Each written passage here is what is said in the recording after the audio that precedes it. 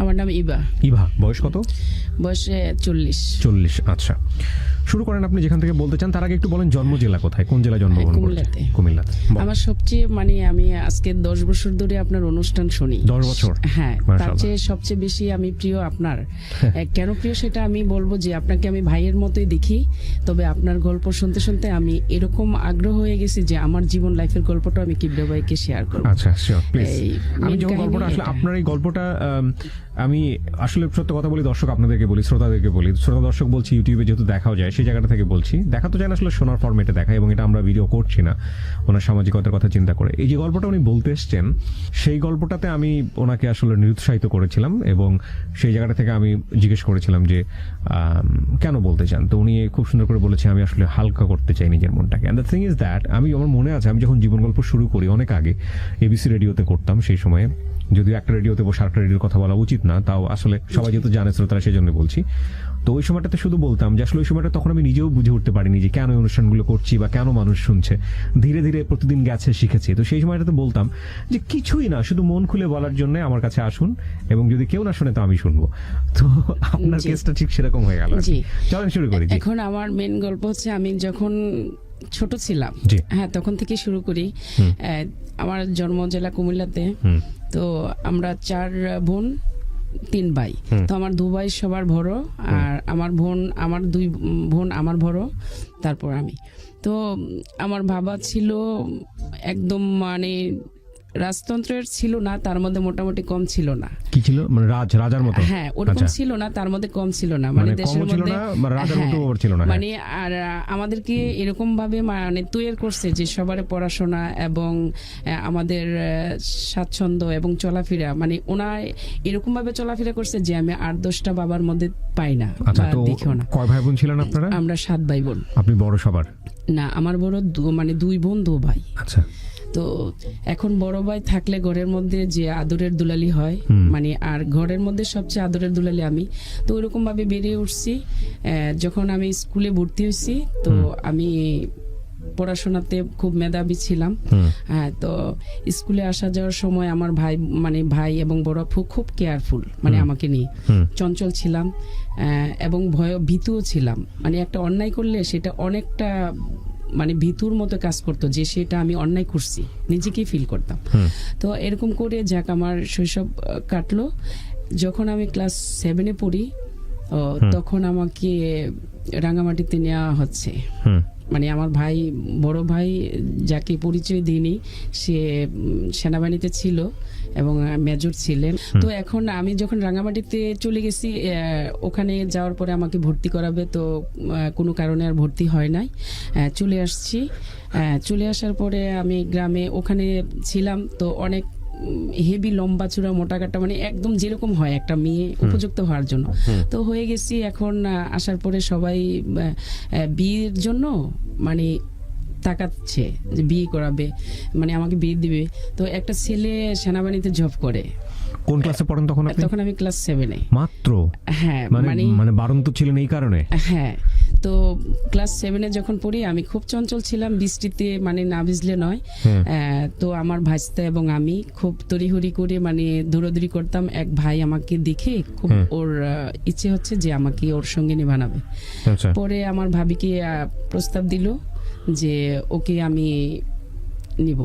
পরে বলছে যে ক্লাস 7-এ পড়ে ছোট্ট একটা মেয়ে, এখন তো ওর বড় বোনও আছে, এবং আমার বড় বোন বিয়ে হয়ে গেছে, শুধু আমি সিরিয়ালে। তো বলছে যে এখন আমি বলতে পারবো না, আমার শ্বশুর শাশুড়ি তারা জানে। তো পরে আমার আব্বা গেল, যাওয়ার পরে, কারণ ছোট মেয়ের বিষয়তে এগুলো বলা উচিত না, তো পরে আমাকে গ্রামে পাঠিয়ে দিল। হ্যাঁ, তো তখন আমি। রাঙামাটিতে থাকতেন কেন? আমার ভাইয়ের সাথে পোস্টিং ওখানে। আপনি থাকতেন শুধু ভাইয়ের সঙ্গে নাকি সব পুরো ফ্যামিলি? না, ফ্যামিলি আসা যাওয়া করতো, আমি ছিলাম। আপনি থাকতেন ভাইয়ের সঙ্গে? ভাই তখন বিবাহিত ছিল? হ্যাঁ, ভাইস্তাও ছিল। ও আচ্ছা আচ্ছা। হ্যাঁ, তারপর এখন ওখান থেকে এসে যখন আবার ক্লাস 9-এ ভর্তি হয়েছি, এসএসসি দিব আমার কুমিল্লা থেকে, 9-এ ভর্তি হয়েছি। এখন বিয়ের গ্রামের অঞ্চল তো বুঝতেই পারছেন, এদিক সেদিক থেকে বিয়ে আসা শুরু হচ্ছে।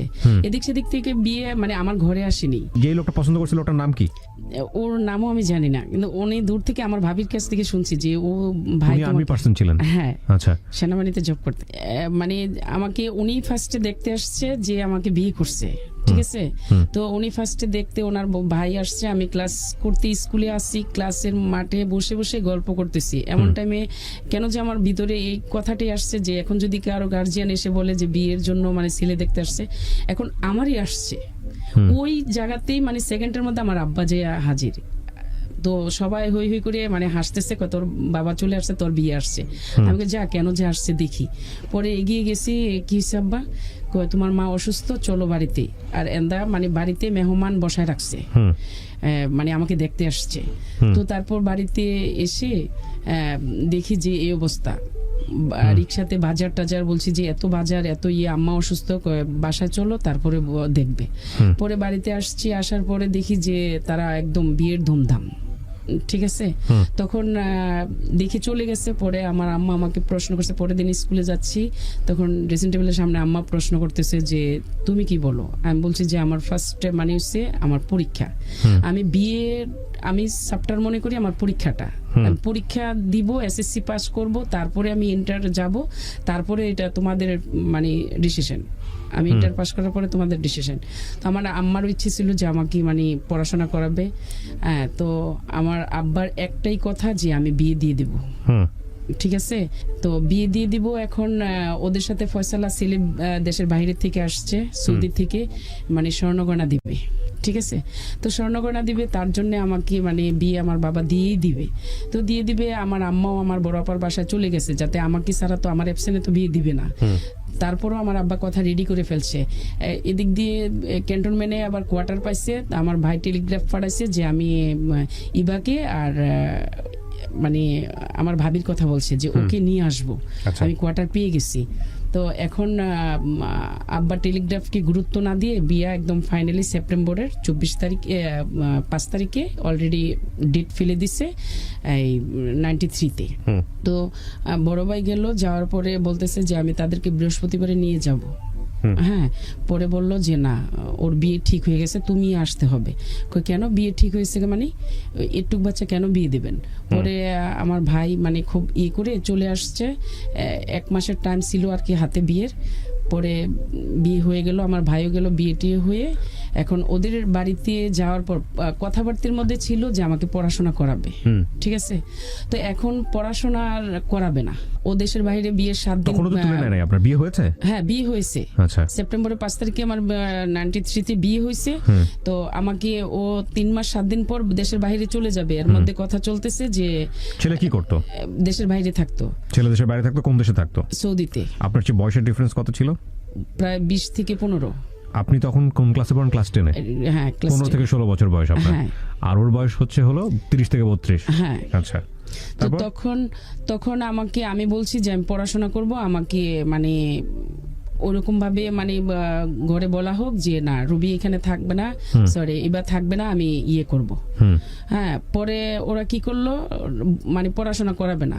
হ্যাঁ, বিয়ের দিনের ঘটনা, আজকে আমাকে বিয়ে হয়েছে 2-2.5 ঘন্টা হচ্ছে, আমার মুখ দেখাইতে বলছে, ঠিক আছে। ওদের মানে একটা রুমের মধ্যে দিছে আমাকে মুখ দেখানোর জন্য, মানে সবাই শেষ দেখে যাবে। হ্যাঁ, সবাই দেখে যাবে এবং ওর সাথে আমাকে মিষ্টি মুখ করাবে, ঠিক আছে। ও তখন আমি তো আর জানি না, ও আমাকে 20টা টাকা দিছে হাতে, সেটা আমি জানি না, ঠিক আছে। তো আমি হাতে এইভাবে মানে টিস্যুর মতো। ছেলেকে দেখেছিলেন এর আগে আপনি বিয়ের আগে? হ্যাঁ, পছন্দ করেছিলেন? ছেলে দেখেছি, হয়তো আমি জানি না যে এটা ছেলে, আমি ভাবছি ওর বন্ধুকে যে এটা ছেলে, কারণ আমার বাবা তো আমাকে এরকম ছেলে ছাড়া বিয়ে দিবে না, ঠিক আছে।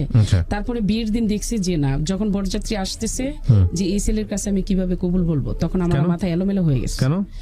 কারণ এই ছেলে দেখতে একদম আনস্মার্ট এবং আপনার পছন্দ হয়নি, সোজা বাংলা হচ্ছে এটা। হ্যাঁ, তো তারপরও যাক, আমি মেনে নিচ্ছি, চলতেছি। এখন আমার যখন আমাকে মুখ দেখাতে দিছে, ও 20টা টাকা যে আমার হাতে দিছে সেটাও জানি না, 5 লাখ টাকা সেটাও জানি না, ঠিক আছে। ও আমাকে 20 টাকা হাতে দিয়ে ও আমাকে বলতেছে, মানে নানান মন্তব্য প্রশ্ন করতেছে, যেটা প্রথম দেখাতে হয়।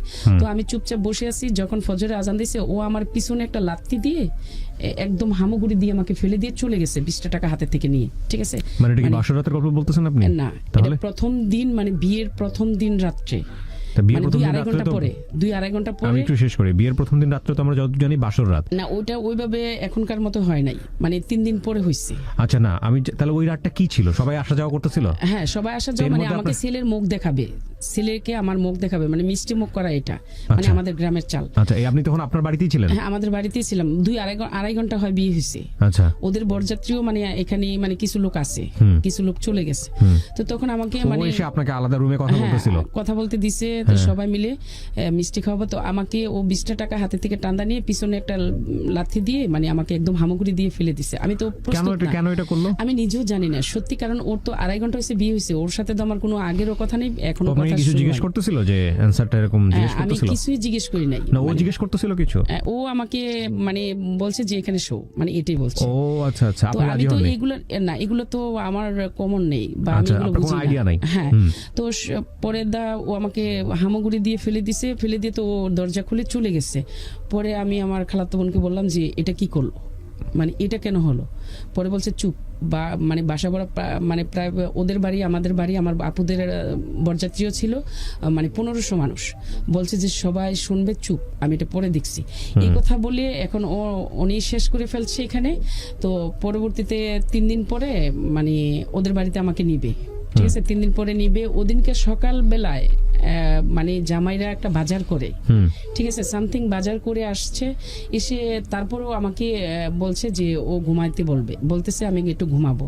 তো ঘুমাইলে ঠিক আছে, তুমি এই ঘরে একটু ঘুমাও, এই ঘরে একটু ঘুমাও।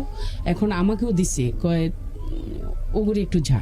তো আমি ওখানে গেছি, যাওয়ার পরে ও আমাকে, আমি খুব সুন্দর করে ওদিনকে সেজেছি, মানে একটা বাটিকের মধ্যে মিষ্টি কালার একটা কাপড় পরেছি এবং সব গয়নাটনা পরে খুব সুন্দর করে সেজেছি। তারপর উনি আমাকে আমার চেহারার দিকে না তাকিয়ে, উনি আমাকে কোনো অন্যরকম উইশ না করে, হ্যাঁ, উনি আমাকে, ওনার ওয়াইফ, উনি আমাকে জড়িয়ে ধরতে পারতো।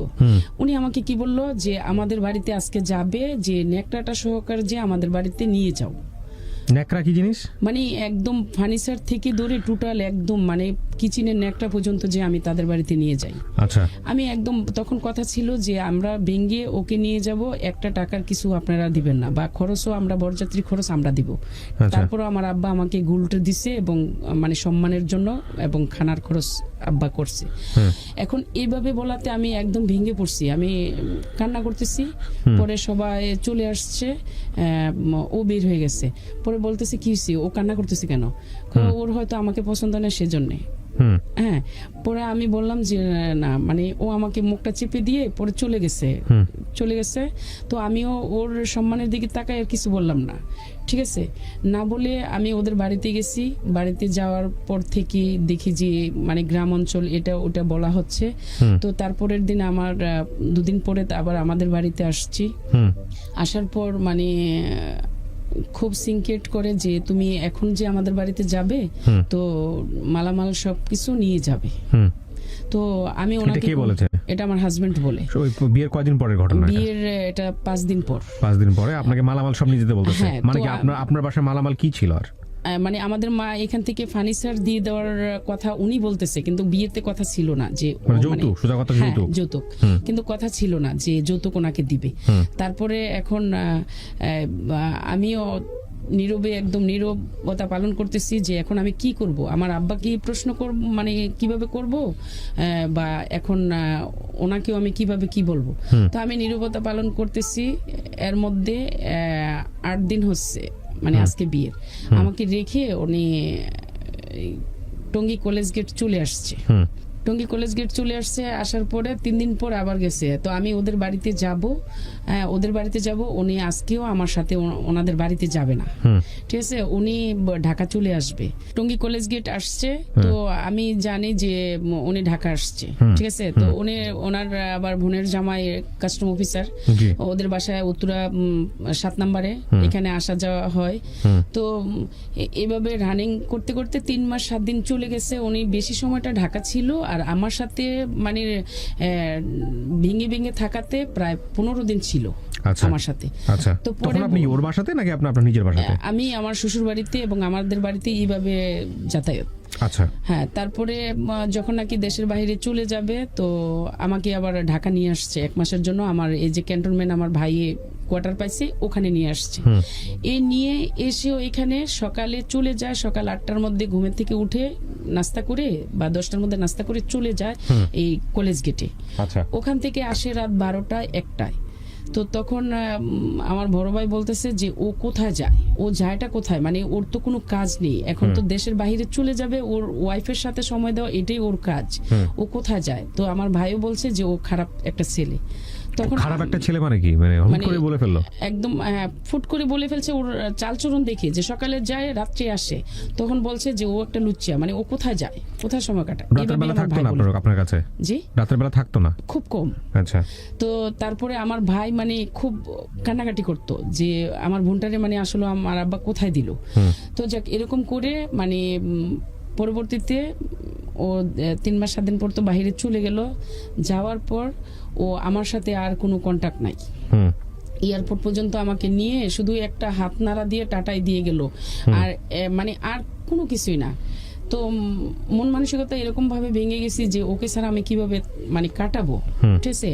আমি এরকম করে করে মানে ওর কথা ভেবে ভেবে দিনে রাতে 24 ঘন্টা মানে আমি শুধু ওর কথাই, আমার আর কোনো, আমার যে অভিভাবক আছে প্লাস আমার একটা লাইফ আছে বা আমার পড়াশোনার কথা আমি এখন ভুলে গেছি, মানে আমার মনেই আসে না যে আমি পড়াশোনা করব। সবকিছু মিলে শুধু ওকে ভাবতে ভাবতে আমার মেন্টাল অন্যরকম হয়ে যাচ্ছে। চিঠির অপেক্ষা করি, তখন কিন্তু ফোন ছিল না। তখন কি দেশের বাইরে চলে গেছে? হ্যাঁ, মানে দেশের বাইরে চলে গেছে। তখন আমি চিঠির অপেক্ষা করি। তো আমাদের এখানে মানে পিয়ন আসতো সোমবারে, শনিবারে, সোমবারে আর বৃহস্পতিবারে, 3 দিন পিয়ন আসতো। 3 দিন পিয়নের মানে অপেক্ষায় থাকি যে আজ বুঝি মানে আমার চিঠি আসবে, ঠিক আছে। তো এরকম করে করে মানে দৌড়াইয়া দৌড়াইয়া মানে খালি এই বাড়িতে ও বাড়িতে যাই, তোমাদের চিঠি আসছে? হ্যাঁ আসছে। তো পিয়ন কোথায় গেল? চলে গেছে। পিয়ন চলে গেছে মানে তো আমার চিঠি, তোর চিঠি আসলে তো তোর দিয়ে যেত, আমার ভাবিরা এটা বলে। তো এরকম করে করে মানে 2 মাস চলে গেছে। 2 মাস ধরে অপেক্ষা করতেছে, আসে না। 3 মাস অপেক্ষা করছে, আসে না। 4 মাস অপেক্ষা করছে, আসে না। 7 মাস পরে গিয়ে একটা চিঠি আসছে। 7 মাস পরে চিঠি পাঠাচ্ছে? তো 7 মাস পরে গিয়ে একটা চিঠি আসছে। চিঠির মধ্যে লিখছে, কেমন আছো, ভালো আছো, আমার স্নেহ নিও, আমার আদর নিও, এটা লিখছে। আব্বা আম্মা কেমন আছে, মানে ইতি ওর নামটা লিখছে। পরে আর কিছু লিখলো না। আমি নিরবতা পালন করতেছি যে এটা কি, মানে এটা কি 7 মাসের অপেক্ষা? হ্যাঁ, পরের সপ্তাহে আবার চিঠি হলো আসছে। মানে দৌড়াইতেছি যে গ্রামে এরি ক্ষেত আছে না, অন্য পাড়াতে চলে গেছে পিয়ন। পরে করছি কি, ওখানে গেছি যে আমার অপেক্ষা, যে ও আবার লিখছে যে আমি পরবর্তীতে চিঠি পাঠাবো, আমার হাতে সময় নাই। পরে করছি কি, দৌড়ে আরেক বাড়িতে গেছি। যাওয়ার পরে এরিক্ষেত দিয়ে মানে হামুগুড়ি দিয়ে পড়ে গেছি, কাদার মধ্যে পড়ে গেছি। দৌড়াইয়া যায়, ও পিয়ন বলতেছে, মামুনি তুমি দৌড়াইও না, আমি আসতেছি, আমি তোমার জন্য লুকোচুরি করে। মানে পিয়ন কি করতো, মানে বলতো যে আমি যে আসছি আপনারা গোপনে চিঠি পড়বেন। মানে আমাদের বাড়িতে প্রায় 20-25টা চিঠি দিয়ে যেত। বলতো যে গোপনে চিঠি পড়বেন, কিন্তু এই মানে আমার নাম ধরে বলতো যে ইবাকে জানাবেন না। হ্যাঁ, মানে চিঠি আসতো আপনার বাড়িতে ঠিকই, কিন্তু আপনাকে আমার হাজবেন্ডের চিঠি আমার হাতে আসতো না, কিন্তু আমার চাচাতো ভাইয়েরা মানে নানান জনে থাকতো, তাদের চিঠি আসতো। আমার হাজবেন্ডের আবার একটা চিঠি আসছে আমার কাকাতো বোনের কাছে। পিয়ন বলতেছে যে মামনি তুমি দৌড়াইও না, তোমার চিঠি থাকলে মা আমি দিয়ে আসতাম। তো সবারও বলে রাখতো যে আমি যে চিঠি দিয়ে দিছি ইবা যে কিছুতে না জানে। হ্যাঁ, এরকম করে মানে ও লুকোচুরি করে, যাতে দেখে কি না দেখে লুকোচুরি করে। মানে চিঠি কি আপনার হাজবেন্ড আপনাকে লিখতো নাকি? আমারে লিখতোই না। আপনার লিখতোই না, অন্যজনকে লিখতো? হ্যাঁ, মানে আমাকে পোস্টই করতো না, আমাকে চিঠি মানে পোস্টই করতো না, বুঝছেন। তো আমার এক ঘরে বসে থেকে চুপে চুপে এক ঘরে বসে থেকে এমুক ঘরে অমুকের চিঠি আসছে, এমুকের চিঠি আসছে, যার যার ঘরে ঘরে দিয়ে আসতো। হ্যাঁ, আর আমার চিঠি নেই, কোথায় দিবে? আমার কাকাতো বোনেরা অনেক কান্না করছে, কাকাতো ভাবিরা অনেক কান্না করতো, জেঠাতো ভাবিরা অনেক কান্না করতো যে ওর একটা চিঠি নেই, নিজের হাতে লিখে যদি ও যদি চালু না হইতো নিজের হাতে লিখে মানে চিঠি দিয়ে আসতাম। হ্যাঁ, তারপরে ওরা কি করলো, এরকম করে একদিন আমার কাকাতো বোনের কাছে একটা চিঠি আসছে। পরে বললাম ওনাকে যে কাকা চিঠি কার? তো ও কাকা আমার মুখের দিকে তাকাইয়া বলতেছে কি অন্য একটা ছেলের নাম দিছে, ওর চিঠি রয়েছে, মানে আমার হাজবেন্ডের চিঠি পাঠাচ্ছে ওর মেয়ের কাছে, ঠিক আছে। পরে চিঠিটা ওর মেয়ের দেনে কাকাই আমার সামনে পড়ছে মনে মনে, ঠিক আছে। তো আমি তো আর ওনার অ্যাড্রেসটা ওনার তাইনা দেখতে পারি না, পারি নাই। তো পরে কি করলো, চিঠিটা মানে ওরা পড়ার পরে আমি ওখান থেকে কেঁদে কেঁদে চলে আসছি, ঠিক আছে। এরকম করে আমার কাটাইলাম 2.5 বছর। মানে 2.5 বছর সে দেশেই আসে নাই? না, দেশে আসে নাই। আচ্ছা। 2.5 বছর 7 মাস পরে যে একটা চিঠি আসছে, তার আবার 6 মাস পরে একটা চিঠি আসছে। এই দুটা চিঠি আসছে, এরপরে আরেকটা চিঠি আসছে। তো আমার এরকম করতে করতে আমার ব্রেনটা শর্ট হয়ে গেল। হ্যাঁ, আমি শুধু ঘুমের ওষুধ খাইয়া একদিন একদম মানে অজ্ঞান হয়ে গেছি। আপনি কি ওই সময় লেখাপড়া করতেন না লেখাপড়া বন্ধ হয়ে গেছে? আমাকে বন্ধ করে দিয়ে গেছে পড়াশোনা। আচ্ছা। পড়াশোনা বন্ধ করে দিয়ে গেছে। তখন আমি, আমার অভিভাবকরা আমাকে নিয়ে খুব অন্যরকম একটা বিব্রত ফিল করতেছে। আমাকে এখানে ওখানে মানে নিয়ে যায় যে আমি কিভাবে সুস্থ হব। ঠিক আছে।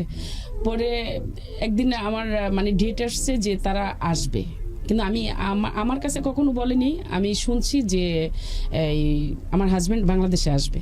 তখন আমার হাজবেন্ড বাংলাদেশে আসবে এই কথাটা শুনে আমি যে কি আনন্দেতে আমি সবারে বলে বলে বেড়াইতেছি যে দেখো এখন আমার সুদিন আসছে, মানে আমার হাজবেন্ড চলে আসবে, তোদের আসবে চিঠি আর আমার আসবে হাজবেন্ড, মানে এভাবে। তো সবাই বলে যে আরে পাগল রে পাগল, মানে ওর এখনো মানে লজ্জা শরম বলতে কিছু নেই। আর ছোট অল্প বয়সে মানে ওর এখনো কোনো ঘৃণা আসে না যে ওর হাজবেন্ড কেন ওকে চিঠি লিখে না। ওর কোনো ঘৃণা মানে একদম অল্প বয়স ছিল যেটা বলে। তারপরে ও কি করলো, ওরা মানে ও আসছে মানে সত্যি আমাকে জানে না। আর আমিও মানে ওর ভাই বোনও আমাকে বলে নাই যে ও আসবে। আমি আশায় বসে আছি সারাদিন, আমার পুকুর কাটে বসে বসে দেখতেছি যে আমার শ্বশুর আসবে বা আমার বাগিনারা কেউ আসবে আমাকে নিতে। সারাদিন তাকাইয়া থাকি, শুধু খালি পুকুর ঘাটে আমার টেনে টেনে আমার আব্বা নিয়ে আসে, তুমি এখানে কি করো, এখানে কি করো। আমি কি দেখতেছি কেউ আসে কিনা ওখান থেকে। হ্যাঁ, কে আসবে, আসলে বাসায় আসবে। ঠিক আছে। পরবর্তীতে আমি ঘুমের 25টা ওষুধ খেলাম। 25টা ওষুধ খেয়ে মানে আমি পড়ে গেছি। আমার কাকাতো বোনেদের মানে ওষুধ কেন খেলেন? সুইসাইড করবেন? মানে আমি আর বেঁচে থাকার মতন আমার আর দারুণ ক্ষমতা লাগতেছে না। মানে আমার আর মনের মধ্যে কোনো সুস্থির পাচ্ছি না যে আমি কিছু হয়ে গেলে ভালো। ওকেও পাচ্ছি না, মানে ওর আসবে আসাটা আমার জন্য মানে খুব অন্যরকম একটা ইয়ে লাগতেছে। পরে ঘুমের ওষুধ খেয়ে আমি অজ্ঞান হয়ে গেছি। অজ্ঞান হয়ে যাওয়ার পরে আমার শ্বশুরবাড়ি থেকে লোক আসছে। হ্যাঁ, ও কিন্তু ঢাকাতে আসছে, মানে টঙ্গী কলেজ গেটে। পরে ও আমার ভাই আমার ভাবিরা মানে দেশে ছিল, ওরা কুমিল্লা, তখন আবার কুমিল্লা ক্যান্টনমেন্টে ইয়ে হয়েছে, মানে পোস্টিং হয়েছে। তো আমারে ট্রিটমেন্ট করানোর পরে 3 দিন পরে আমারে নিয়ে গেছে এই কুমিল্লা ক্যান্টনমেন্টে নিয়ে গেছে। নিয়ে যাওয়ার পরে আমি ওখানে 3 দিন পরে আমার ছোট ভাই আর আমার এক ফুফাতো ভাই গেছে যে তোর হাজবেন্ড আসছে। আচ্ছা। মানে আমি এলাকাটারে গরম করে ফেলছি। ও ভাবি তাড়াতাড়ি উঠো, ওই ভাবি পাশের ভাবিরও বলতেছি এই ভাবি তাড়াতাড়ি উঠো, তুমিও আমার সাথে যাবে, মানে আমার হাজবেন্ড আসছে, মানে আমার হাজবেন্ড আসছে বিদেশ থেকে, তুমিও চলো, তোমরাও যাবে। সবাই বলতেছে মানে এবার তুমি একটু ধৈর্য ধরো, তুমি একটু শান্ত হও, যাবে তো সত্যি, তুমি শান্ত হও, তুমি রেডি হও আর আমি তোমার খাবার রেডি করি। ওদেরকে, ওরা আসছে, ওদেরকে খাবার দিতে হবে না? আমি কই না, ওরা খেতে হবে না, তোমরা খাবে নাকি আমাকে নিয়ে যাবে, খাইলে দেরি হয়ে যাবে। মানে আমি অস্থির হয়ে গেছি যে ওকে আমি কখন দেখবো। হ্যাঁ, তারপরে আসছি, এই রেডি হয়েছি। রেডি হওয়ার পরে আমার ভাবি আমাকে মুখে খাবার উঠাই দিতেছে আর আমি হেঁটে হেঁটে রেডি হচ্ছি আর খাইতেছি। পরে আমাকে আইনা বাস ট্রেনে উঠাই দিয়ে গেল, রিক্সা দিয়ে এসে। হ্যাঁ, পরে বাসায় আসছি। আমি বলছি যে আমি তো এখানে যাব না, আমি আমার শ্বশুর বাড়িতে যাব। তো আমার আব্বাও বলতেছে যে ও এরকম পাগল হয়ে গেছে, মানে ওর আত্মসম্মান বোধ কিছুই নাই। ও আসবে 1 সপ্তাহ ধরে, ও এসে পড়ছে 1 সপ্তাহ হয় ও আসছে, এখনো ওকে খবর মানে আজও পর্যন্ত কেউ নিতে আসছে না। ও যে মানে কখনো না যায়, মানে আমার আব্বা আবার আমার সিফারবাক আমার বোন থাকে, ওখানে চলে আসছে। ওখানে চলে এসে যে একেবারে সাথে থেকে তো আমার অর্ডার ছাড়া যাবে না। তো পরে 4 দিন পরে আমি কুমিল্লাতে আসার 3 দিন পর আমার চাচা শ্বশুর আসছে আমাকে নিতে। আমার চাচা শ্বশুরের দেখে আমি দৌড়াইয়া যে জড়াইয়া ধরে বলতেছি বাবা মানে শাহেদ কি আসছে? হ্যাঁ, পরে বলতেছে যে হ্যাঁ আসছে তো, আজকে 1 সপ্তাহ হয়, ঢাকা থেকে আসছে পরশুদিন। পরে আমি যাই তড়িঘড়ি করে, আমি তো আগেই ব্যাগ গুছিয়ে রাখছি যে আমি তাদের বাড়িতে যাব। যাবারের পর মানে আমার আম্মা বলতেছে তোমার আব্বা তো নিষেধ করে গেছে যে তুমি যাবে না। আমি গো ধরে নিষেধ, আমি তো বিয়ে বই না, আমার বাবাই তো আমাকে বিয়ে দিছে, তাহলে এখন কেন না করে যাবে? আমি যাব, ওকে দেখব। পরে বাড়িতে মানে গেছি, যাওয়ার পর আঞ্চলিক ভাষায় মানে আমার শাশুড়ি আমাকে বলতেছে হাইয়ের পাগল হয়ে গেছে, দৌড়ে আসছে, ওরে যে যাইয়া আনতে হবে ওইটা দেখছে না, বেড়ার কথা শুনছে, দৌড়ে এসে পড়ছে। আমি আর এগুলাতে কোনো কান নেই, যাইয়া ও সিলিং এর উপরে উঠে আছে, লাকিসেতে কি যে নামাইতেছে, সিলিং এতে নিচে নামছে, পরে আমি ওরে জড়াইয়া যাইয়া মানে সবার সামনে জড়াইয়া ধরছি, মানে কেমন আছো। কত বছর পরে এটা? 2.5 বছর পর। 2.5 বছর পর, আচ্ছা। পরে জড়ায় ধরছি ওকে সবার সামনে, ওর মানে ফুফা শাশুড়িরা, চাচা শ্বশুররা, ওর বাবা, মানে ওর মারা, মানে ওর বোনের জামাই, সবাই এখানে সবার সামনে জড়ায় ধরছি যে কেমন আছো। ও আমাকে ধাক্কা মেরে মানে ফেলে দিল, ধাক্কা মেরে ফেলে দিল। পরে আমি কি করলাম যে ওকে দেখছি না, মানে মনে হচ্ছে কি আমার অশান্ত মনটা একদম শান্ত হয়ে কলিজাটা একদম শীতল জায়গায় বসে গেছে যে ওকে দেখছি। পরে আমি বারবার উকি ঝুঁকি মারি যে আমি তো ওকে মানে ইয়ে করলাম, হ্যাঁ দেখছি তো, ও তো আর এদিকে আসে না। পরে আমার শাশুড়ি আমাকে রান্না করতে দিল, আমি রান্না করতেছি, আমার অস্থিরতা বেড়ে আবার যাচ্ছে যে ও কেন এদিকে আসে না, ও কেন এদিকে আসে না। হ্যাঁ, পরবর্তীতে ওকে কি করলাম, মানে ওর ভাগিনারে দিয়ে, মানে আমার ভাগিনারে দিয়ে খবর দিছি যে তোমার মামাকে একটু আসতে বলো, তারপরও আসে নাই। ঠিক আছে, পরে রাত্রে 10:30 বাজে খেতে গেছে, 10:30-10টার মধ্যে খেতে বসছে। পরে ও আমার দিকে একবারও তাকায় না। পরে কাঁঠালের বিচি দিয়ে আমার শাশুড়ির সামনে আমি ওর উপরে ঢিল মারতেছি যে উনি আমার দিকে তাকায়। ও কাঁঠালের বিচিগুলো নিয়ে পকেটে রাখতেছে। পরে ও নিচে নুয়ে মানে নিচের দিকে তাকিয়ে খেয়ে চলে গেছে পাশের রুমে। চলে যাওয়ার পরে আমি কান্না করতেছি যে এ কি, মানে ও তো পাগলের মতো, যে এক্সপেক্ট করছিলাম সেই এক্সপেকটেশন মিলতেছে না। হ্যাঁ, পরে ও যে 3 দিন মানে ওর 1 সপ্তাহ হয়ে আসছে, আইসা কলেজ গেটে মানে 3-4 দিন ওর মামির সাথে মানে রিলেশন ছিল ওর মামির সাথে, তো ওগুলো জানছি, ও তখন এগুলো জানা হয়ে গেছে। তারপরে ও কি করলো, মানে আমার দিকে তাকায় না, ওর রুম মানে ওর বাবার রুমে চলে গেছে। ওর বাবার রুমে খাইয়াই যে ওর সব সময় এখনো এই কাজটা আছে, মানে খাওয়ার পরে ও গন্তব্যে ঘুমায় যাবে। তো ও করছে কি, ওর বাবার খাটে পড়ে ঘুমাচ্ছে, আর আমি আমার জালের সাথে মানে শুয়ে আছি। তো শুয়ে আমার তো আর আমি 20-25 দিন ঘুমাইনি। হ্যাঁ, শুয়ে আছি, শুয়ে আমার বুকের যন্ত্রণা এমনটা ভাবে বাড়তেছে যে মানে ও আসেনি, সেটাই ছিল, এগিয়ে আসবে, আর এসে যা দেখতেছি সেটা অনেক ভয়ঙ্কর রকম। মানে ও ওই রুমে ঘুমাচ্ছে আর আমি এখানে, রাত 2:30 বেজে গেছে। পরে আমার শাশুড়িদের জালেদেরও বিবেক নেই যে ওরা তো হাজবেন্ড ওয়াইফ, মানে এত বছর পরে আসছে, বা ছেলের তো অনেকটি দোষ, তো 8 দিন ঢাকা ছিল, 5 দিন ঢাকা ছিল, তো এখন ওরে আমি মানে ওদের ঘরে দিই। হ্যাঁ, 2:30 যে বাজলে পরে বলতেছে এই উঠে তোদের রুমে তোরা যা। পরে 2:30 বাজে উঠে ওর ঘরে চলে গেছে, বলতেছে এই মনির মা পানি নিয়ে আসো, পানি নিয়ে যাও, মানে নিয়ে এসো 1 জগ। এটা বলার পরে আমি 1 জগ পানি নিয়ে ওদের ঘরে মানে ওই রুমে গেলাম। হ্যাঁ, একটু কাদা পাড়াইয়া মানে অন্য ঘরে যেতে হয়, তো অন্য ঘরে গেছি। যাওয়ার পরে ওর কাদা মাখা পা গুলা আমি ও জগের পানিটা দিয়ে মানে ধুলাই করে দিছি। ধুলাই করে দিয়ে আমার আঁচল দিয়ে ওর পা গুলা মুছে দিছি। হ্যাঁ, মুছে দিয়ে তারপরে ও গিয়ে একদম শুয়ে পড়ছে। আমি পাশে শুয়ে আছি, শুয়ে পড়ে ও বলতেছে আমি কার জন্য কষ্ট করলাম, কার জন্য বিদেশ করলাম, আমি কার সুখের জন্য বিদেশ করলাম। তখন আমার আস্তে আস্তে অন্যরকম একটা জিদ বাড়তেছে, কারণ ও তো আমার জন্য কষ্ট করছে যে ও আমাকে ছেড়ে ওখানে ছিল।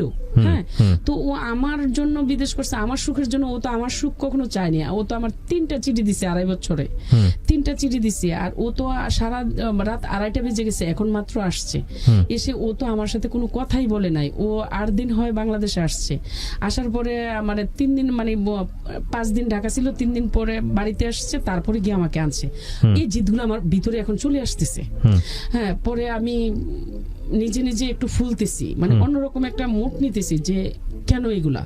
হ্যাঁ, পরে আমিও চুপচাপ করে কান্না করতেছি। পরে আর কিছু বললো না। মানে ও আমার কান্না দেখে পরে আমাকে একটু জড়ায় ধরছে, জড়ায় ধরে বলতেছে যে কষ্ট হয়েছে তোমার অনেক, তাই না? হ্যাঁ, যে 2.5 বছর ছিলে আমাকে ছাড়া। তখন মনে হচ্ছে কি ও যে জিদগুলো না আমার চলে গেছে। ও যে বলছে যে কষ্ট হয়েছে আমাকে ছাড়া, হ্যাঁ জিদগুলো চলে গেছে। পরে সকালে হবে মানে 6টা-7টার দিকে, মানে 6টা-5:30টার দিকে সকাল হবে, ঠিক আছে?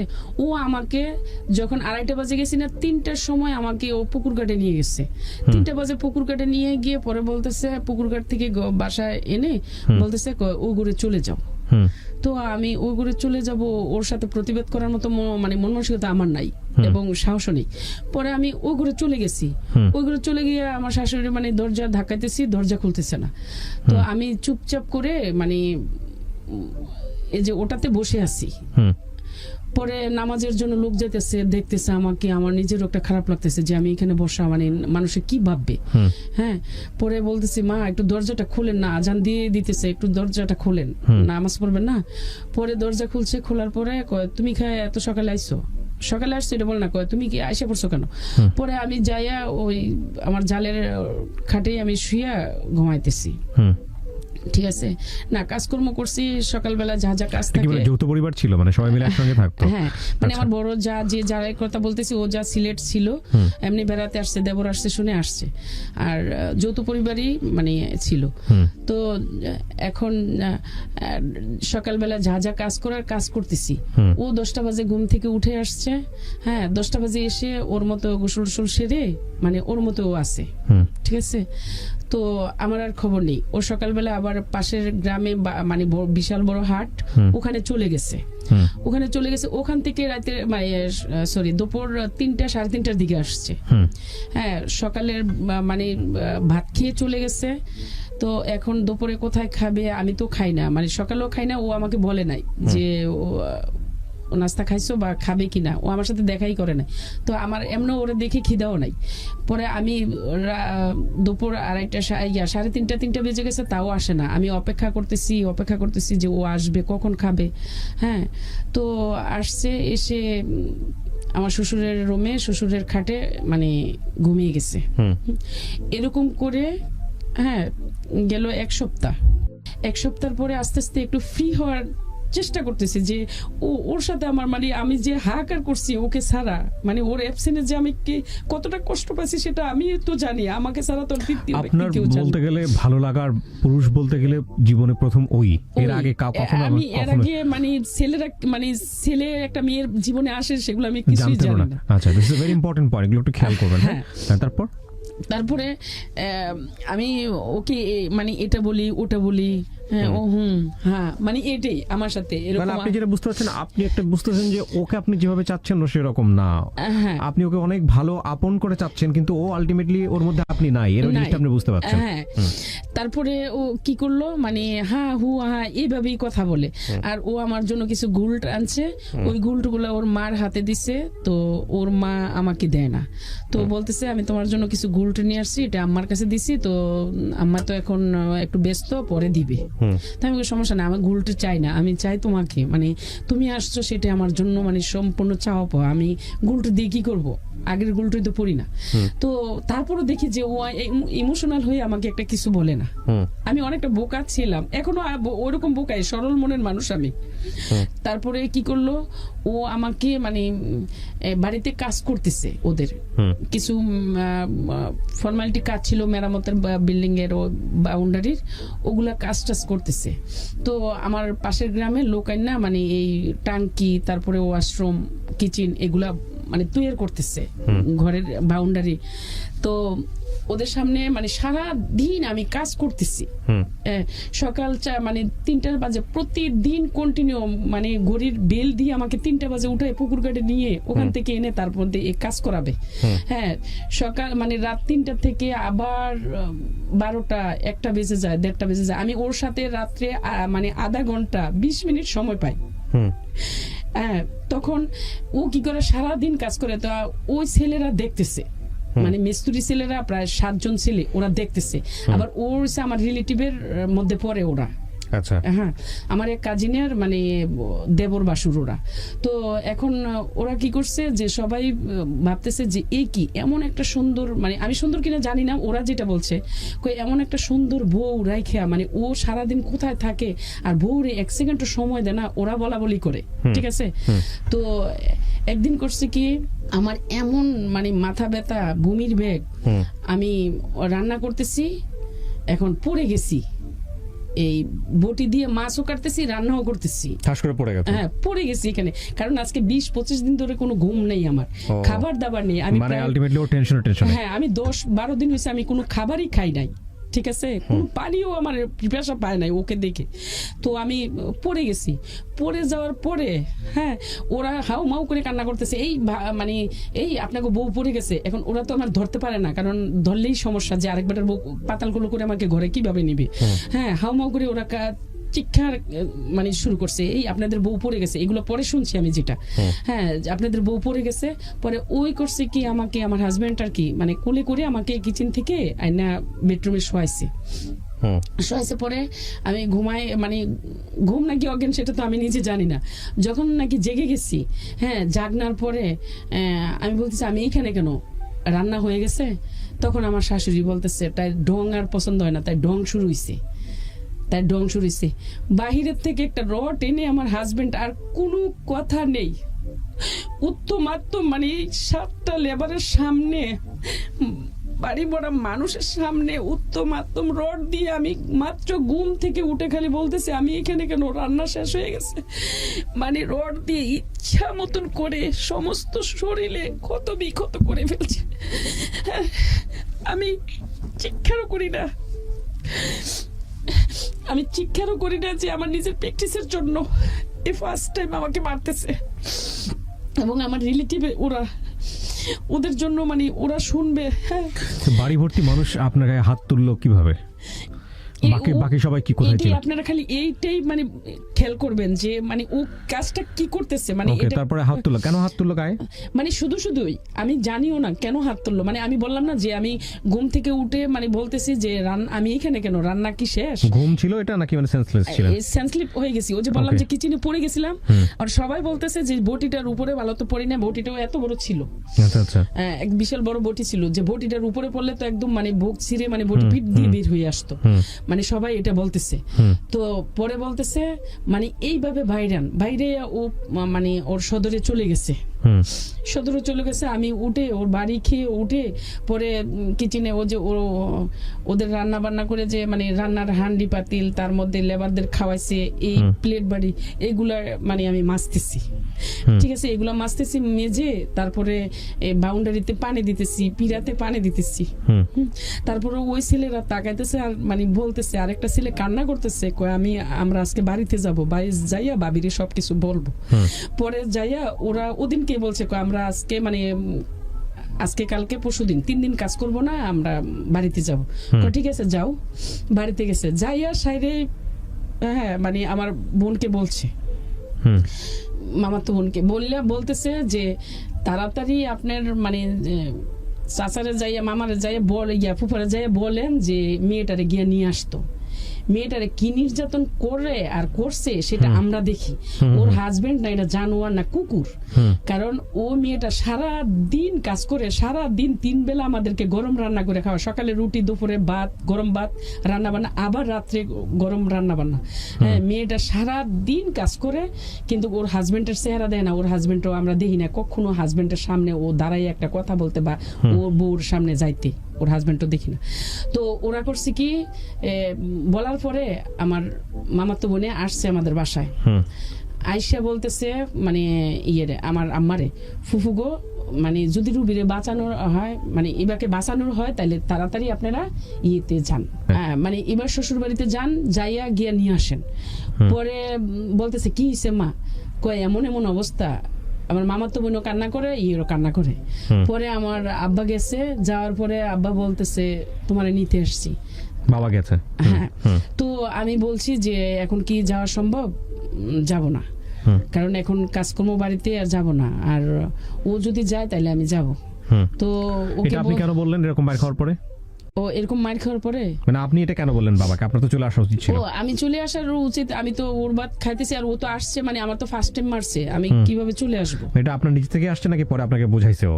না আমার নিজের থেকেই। নিজের থেকে হ্যাঁ আসছে। ও আমার সাথে তো কথাই বলে নাই, মানে 3 দিন পর্যন্ত কথাই বলে নাই, আচ্ছা, তারপর 3-4 দিন। তারপর পরে ওর আমার সাথে সব সময় রাগের একটা ক্ষোভ ছিল, কেন ছিল জানি না, কি যৌতুকের জন্যই ছিল নাকি ওকে কোনো কারণে কেউ ঘুরাইয়া রাখছে সেটাও জানি না আদৌ পর্যন্ত। হ্যাঁ তারপরে ও কি করলো, মানে ওকে যা বলছে আমার আব্বার সাথে খারাপ ল্যাঙ্গুয়েজ, মানে খুব কড়া মিজাজে বলছে যে না যাওয়া যাবে না, আপনার মেয়েকে নিয়ে যান। তখন আব্বা বলছে জামাই যাবে না, মানে তুমি যাবে, তোমার নিয়ে যাব। মানে আব্বা যে এগুলো শুনছে সেটা তো আর আমি জানি না। হ্যাঁ তো আমাকে নিয়ে যাবে, পরে আমি বলছি যে না আমি যাব না। কয় না তুমি এখানে থাকলে মারা যাবা। আমি কিসের মারা যাব? কয় তোমারে এরকম এরকম করে নাই। আমি কই না। কে বলছে আপনাকে? কয় আমরা সব শুনছি, সব শুনছি। পরে আমি যাই নাই। পরে ওর আবার পরের সপ্তাহে আসছে, আসার পরে গেছি, যাওয়ার পরে আমার মা জড়ায় ধরে কান্না করতেছে, আমার দেখতেছে কোথায় মারছে কোথায় কিরছে। আমি এগুলো তোমরা কোথায় থেকে শুনছো?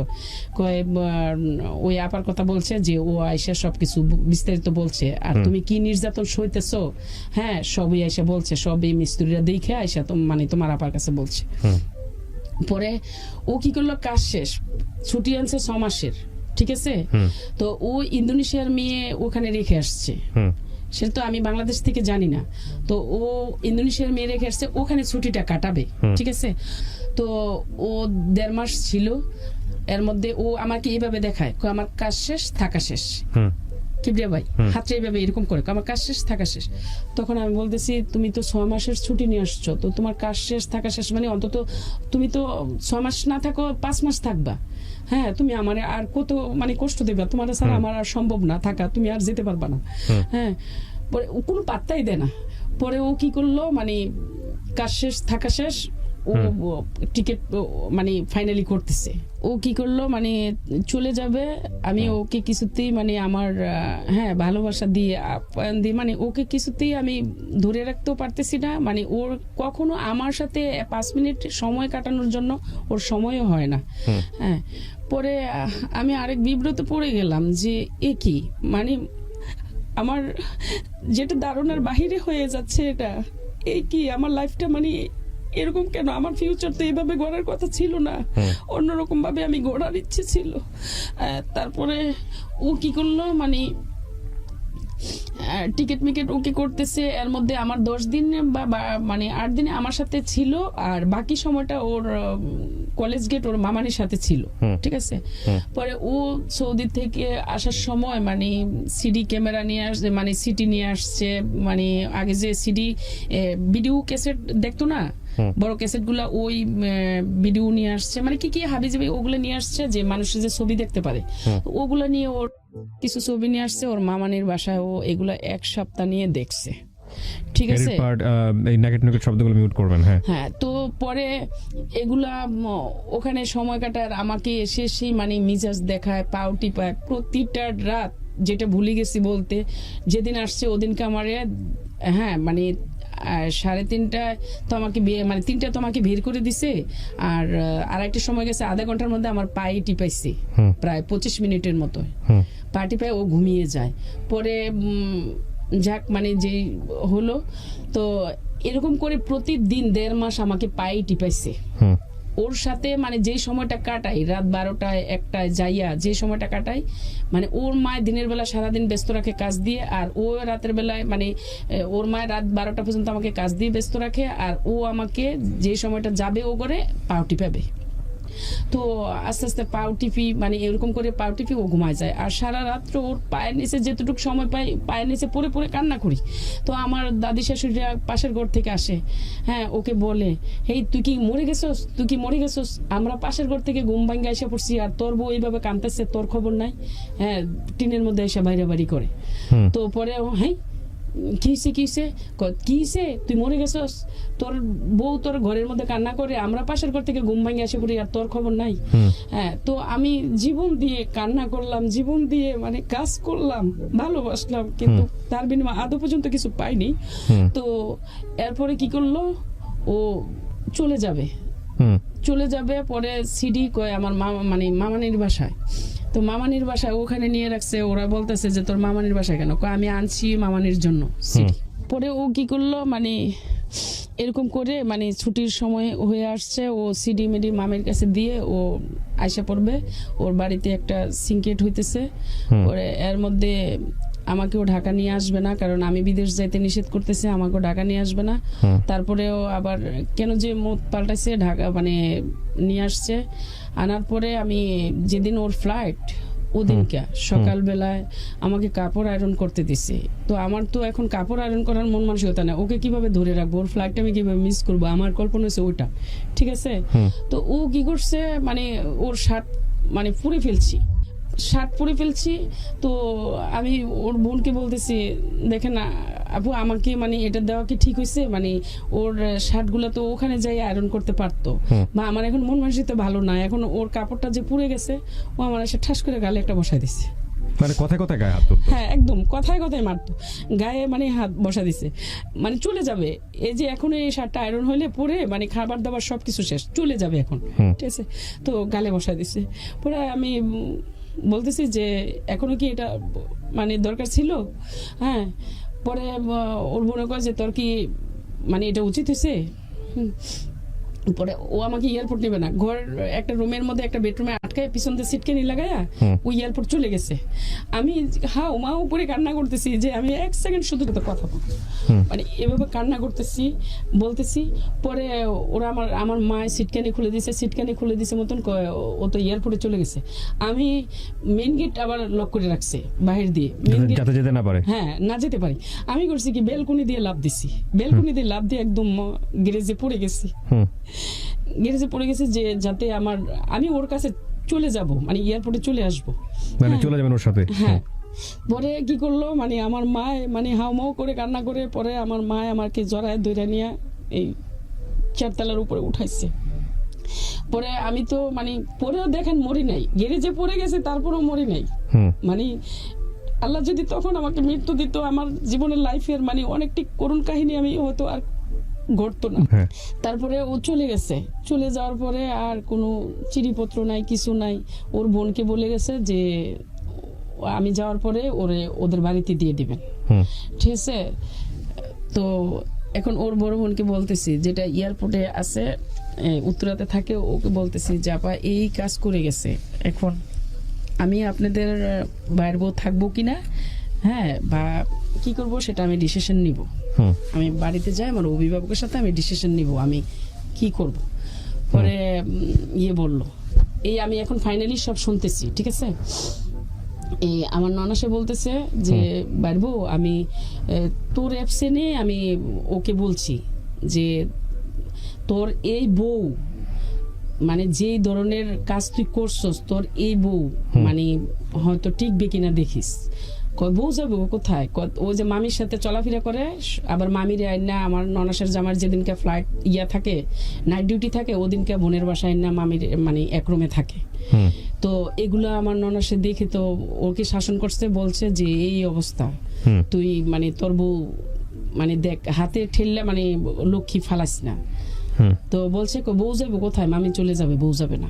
এটা আমার একটা ননাসে আমার কাছে বলছে বাইরবো, আমি আমার বাইরে অনেক বুঝাইছি, অনেক বলছি, আমার বাইরবো বলছে, বাইরে বলছে বউ যাবে কোথায়, বউ থাকবে মানে মামি চলে যাবে। তো এখন তোমার ডিসিশন, কারণ ও তো জানে, ওর ভাইয়ের চালচলনটি তো জানে, সেজন্য আমার উপরে ডিসিশন দিয়ে দিছে। তারপরে আমি ঢাকা থেকে কুমিল্লা চলে গেলাম, যাওয়ার পরে তাদের বাড়ি থেকে আমি এরকম একটা মানে শক্ত হইতেছি, ঘৃণায় মানে আমি কেমন যে হয়ে যাইতেছি এখন। তো পরে আমি আমাদের বাড়িতে গেছি, আমার শ্বশুর বলে যে যাওয়া যাবে না। আমি যাওয়া যাবে কিনা না যাওয়া যাবে সেটা আমার ব্যক্তিগত ব্যাপার, আপনার ছেলের ভাত আমি খাবো কিনা সেটা আমার ইচ্ছে, আমি আপনাদের এখন কেউ না।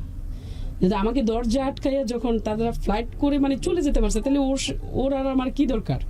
হ্যাঁ, পরে আমাদের বাড়িতে আসছি, আসার পরে আমার মাকে বললাম, মানে আমার বাবা মার একসাথে বসাইয়া বললাম যে দেখো তোমরা একটা ডিসিশন নাও, কারণ এই ছেলে দিয়ে আমার লাইফ যাবে না, এই ছেলে দিয়ে আমার সংসার হবে না। কারণ আপনি বললেন হ্যাঁ, আমার বাচ্চা কাচ্চা হয়নি, এখনই আমার একটা ফাইনাল ডিসিশন যাওয়ার একটা সময়। তো আমার মা বলতেছে যে পরে নিয়ে আবার আফসোস করো। ওই কথাটা আমার আদৌ পর্যন্ত আমি ধরে রাখছি যে আমার যে কখনো আফসোস করতে না হয় যে আমি কেন আগের স্বামীর ভাত খাইলাম না। ঠিক আছে, ওইটা মাথায় রেখেছেন। হ্যাঁ। আচ্ছা, আমার বাবা পছন্দ করে বিয়ে দিছে, আর আমার মার এই কথাটা আমি মনে রাখলাম, কারণ আমার কষ্টটা কিন্তু কেউ দেখলো না। হ্যাঁ, আমার মাকে আমি বললাম যে এই ছেলে দিয়ে আমার সম্ভব না সংসার করা, আমার এখনো বাচ্চা কাচ্চা হয় নাই, তোমরা ডিসাইড করো। তখন আমার মা প্রশ্ন করলো যে মা আবার নি কখনো আফসোস করো? হ্যাঁ, তখন বলছি যে আলহামদুলিল্লাহ আর কখনো আফসোস করবো না, আমি তোমার কথাটা মাথায় রাখবো। হ্যাঁ, পরে আস্তে আস্তে আমার মেন্টালি অন্যরকম হয়ে যাচ্ছে, মানে আমি কষ্টে ওর জিদগুলা, তখন আমি এরকম ভাবে আবার বুদ্ধি নিছি যে আমি যদি অন্য ছেলের সংসারে চলে যাই তাহলে তো ওর প্রতিশোধগুলো আমার আর নেওয়া হবে না। তো আমি ওর সংসারে থেকে আমি ওর পাল্টা জবাবগুলো আমি দিয়ে দিব। ঠিক আছে, পরে আমি কি করলাম, মানে আর এগুলা মাথার থেকে জেরে ফেলে দিলাম। ফেলে দেওয়ার পরে আমি একদিন আমার একটা খারাপ সিচুয়েশন তৈরি করতে চাইছে আমার শাশুড়ি। তো এটা আমার ননাসকে আমি ফেস করছি, ঢাকা আসছি, এসে ওকে অনলাইনে আমি এই যে টিএনটি লাইন থেকে ফোন দিছি, ফোন দিয়ে ওকে জানাইছি। জানানোর পরে বলছে যে আমি এক সপ্তাহের মধ্যে আসতেছি, তুমি তোমাদের বাড়িতে চলে যাও। তো আমি আমাদের বাড়িতে চলে যাবো কেন, তুমি তো আমার বলছো যে তোমার মার পা ধুয়ে পা টিপে খেতে হবে, তো তুমি এইভাবে তুমি যদি কাউকে লেলিয়ে দিয়ে রাখো, তোমার মাকে বলে এই অধিকার দিয়ে রাখছো তোমার মা এই, তাইলে আমি এইভাবেই তোমরা এইভাবে চাইলে আমি এইভাবেই খাবো। কয় না, তুমি তোমাদের বাড়িতে যাও, আমি আসতেছি। পরে আসছে, মানে 10 মাস পরে আর কি, মানে 3 মাস পরে এই ঘটনা মানে ঘটাইতে চাইছে। 10 মাস পরে, মানে 10 মাসের মধ্যে চলে আসছে। আসার পরে এই একই কাহিনী। আমার মেন হচ্ছে বাচ্চা হয়নি, তো আমার বাচ্চা নেওয়ার আগ্রহটা ওকে দেখাচ্ছি, ও বাচ্চা নিবে না। ঠিক আছে, 10 মাস পরে যখন আসছে বাচ্চা নিবে না, আমি লুকাইয়া ওষুধ খেয়ে বাচ্চা কনসিভ করছি। এই বাচ্চাকে নষ্ট করার জন্য অনেকটাও চাইছে। ওর মামির সাথে এমনভাবে রিলেশনে জড়ায় গেছে, ও কিছুতেই আমার কাছে ফিরে আসবে না। ঠিক আছে, এগুলো আর কেউ জানতো না আপনি ছাড়া? হ্যাঁ, সবাই জানতো, ওর অভিভাবকরা সবাই জানতো। তো মামির মামা ছিল না? হ্যাঁ, এটা নিয়ে অনেক মামলা হয়ে গেছে। মামলা বলতে কে মামলা করছে? ওর মামা ওকে মারার জন্য, মানে গ্রামে নিয়ে একদম 4 দিন পর্যন্ত ঘুম করে 50,000 টাকা দা গুন্ডা ভাড়া করে নিয়ে গেছে ওকে মারার জন্য। তারপরে ওখান থেকে মানে বের হওয়াটা। মামিকে ডিভোর্স দেয়নি কেন? হ্যাঁ, মামিকে ডিভোর্স দেয়নি? মামির ক্লাস 10 পড়ে বাচ্চা, তখন আমার বয়সী মামি। এইজন্য ডিভোর্স দেওয়া যাবে না? মামিকে ডিভোর্স দিলে মানে ওরা চাইছে মামায় যে তোর ঢাকার জমি আমার নামে লিখে দিবি, আমার ওয়াইফের নামে লিখে দিবি, নাইলে ইয়ে করবো। তারপর আপনি যখন জানলেন, আপনি তখন কি করলেন? আমি তখন মানে হতাশ, আমার কাহিনী তো হওয়া শুরু হচ্ছে, মানে হতাশ। কি করলেন আপনি? হতাশের মধ্যে আমরাও হতাশ আর কি আপনার অ্যাক্টিভিটিস দেখে। হ্যাঁ, বলেন। মানে হতাশ যে এই অবস্থা, মানে ওখান থেকে বের হওয়া যাবে না। তখন আমার বাচ্চা কনসিভ করার পরে আমার সাথে ও কোনো যোগাযোগ নাই, আমাদের বাড়িতে আসে না, আমার বাড়িতে রাখছে সবসময়। বেশিরভাগ আমাদের ও বাংলাদেশে থেকে আমাদের বাড়িতে রাখতো, আর বিদেশ থাকাকালীনে ওর মার সেবা আমার করাইতো। তো এখন বাংলাদেশে এসে ওর মামিরে নিয়ে সারা দিন রাত 24 ঘন্টা সময় কাটায়। ওর মামিরে নিয়ে সপ্তাহের মধ্যে একদিন আমার কাছে আসে, আইসা মানে খুব ব্যস্ততা। হ্যাঁ, আর ওর মামির কাছে থাকে। এরকম করতে করে বাচ্চা ডেলিভারি হয়েছে সিজারে। ঠিক আছে, সিজারে হয়েছে আজকে মানে 3 দিন না, আজকে 2 দিন। মানে হসপিটালে শুধু আমার মা আর আমি তো সিজারের মধ্যে এখানে আমার সেলান চলতেছে, আর আমার বেবিটারে দেখার মতো শুধু আমার মা। তো আমার মায়ও এখানের কালচার কিছু বুঝতেছে না। তো ও কি করলো, মানে আজকে রাত্রে মামির কাছে চলে গেছে। মামির কাছে চলে গেছে, আমাদেরকে হসপিটালে রেখে মামির কাছে চলে গেছে।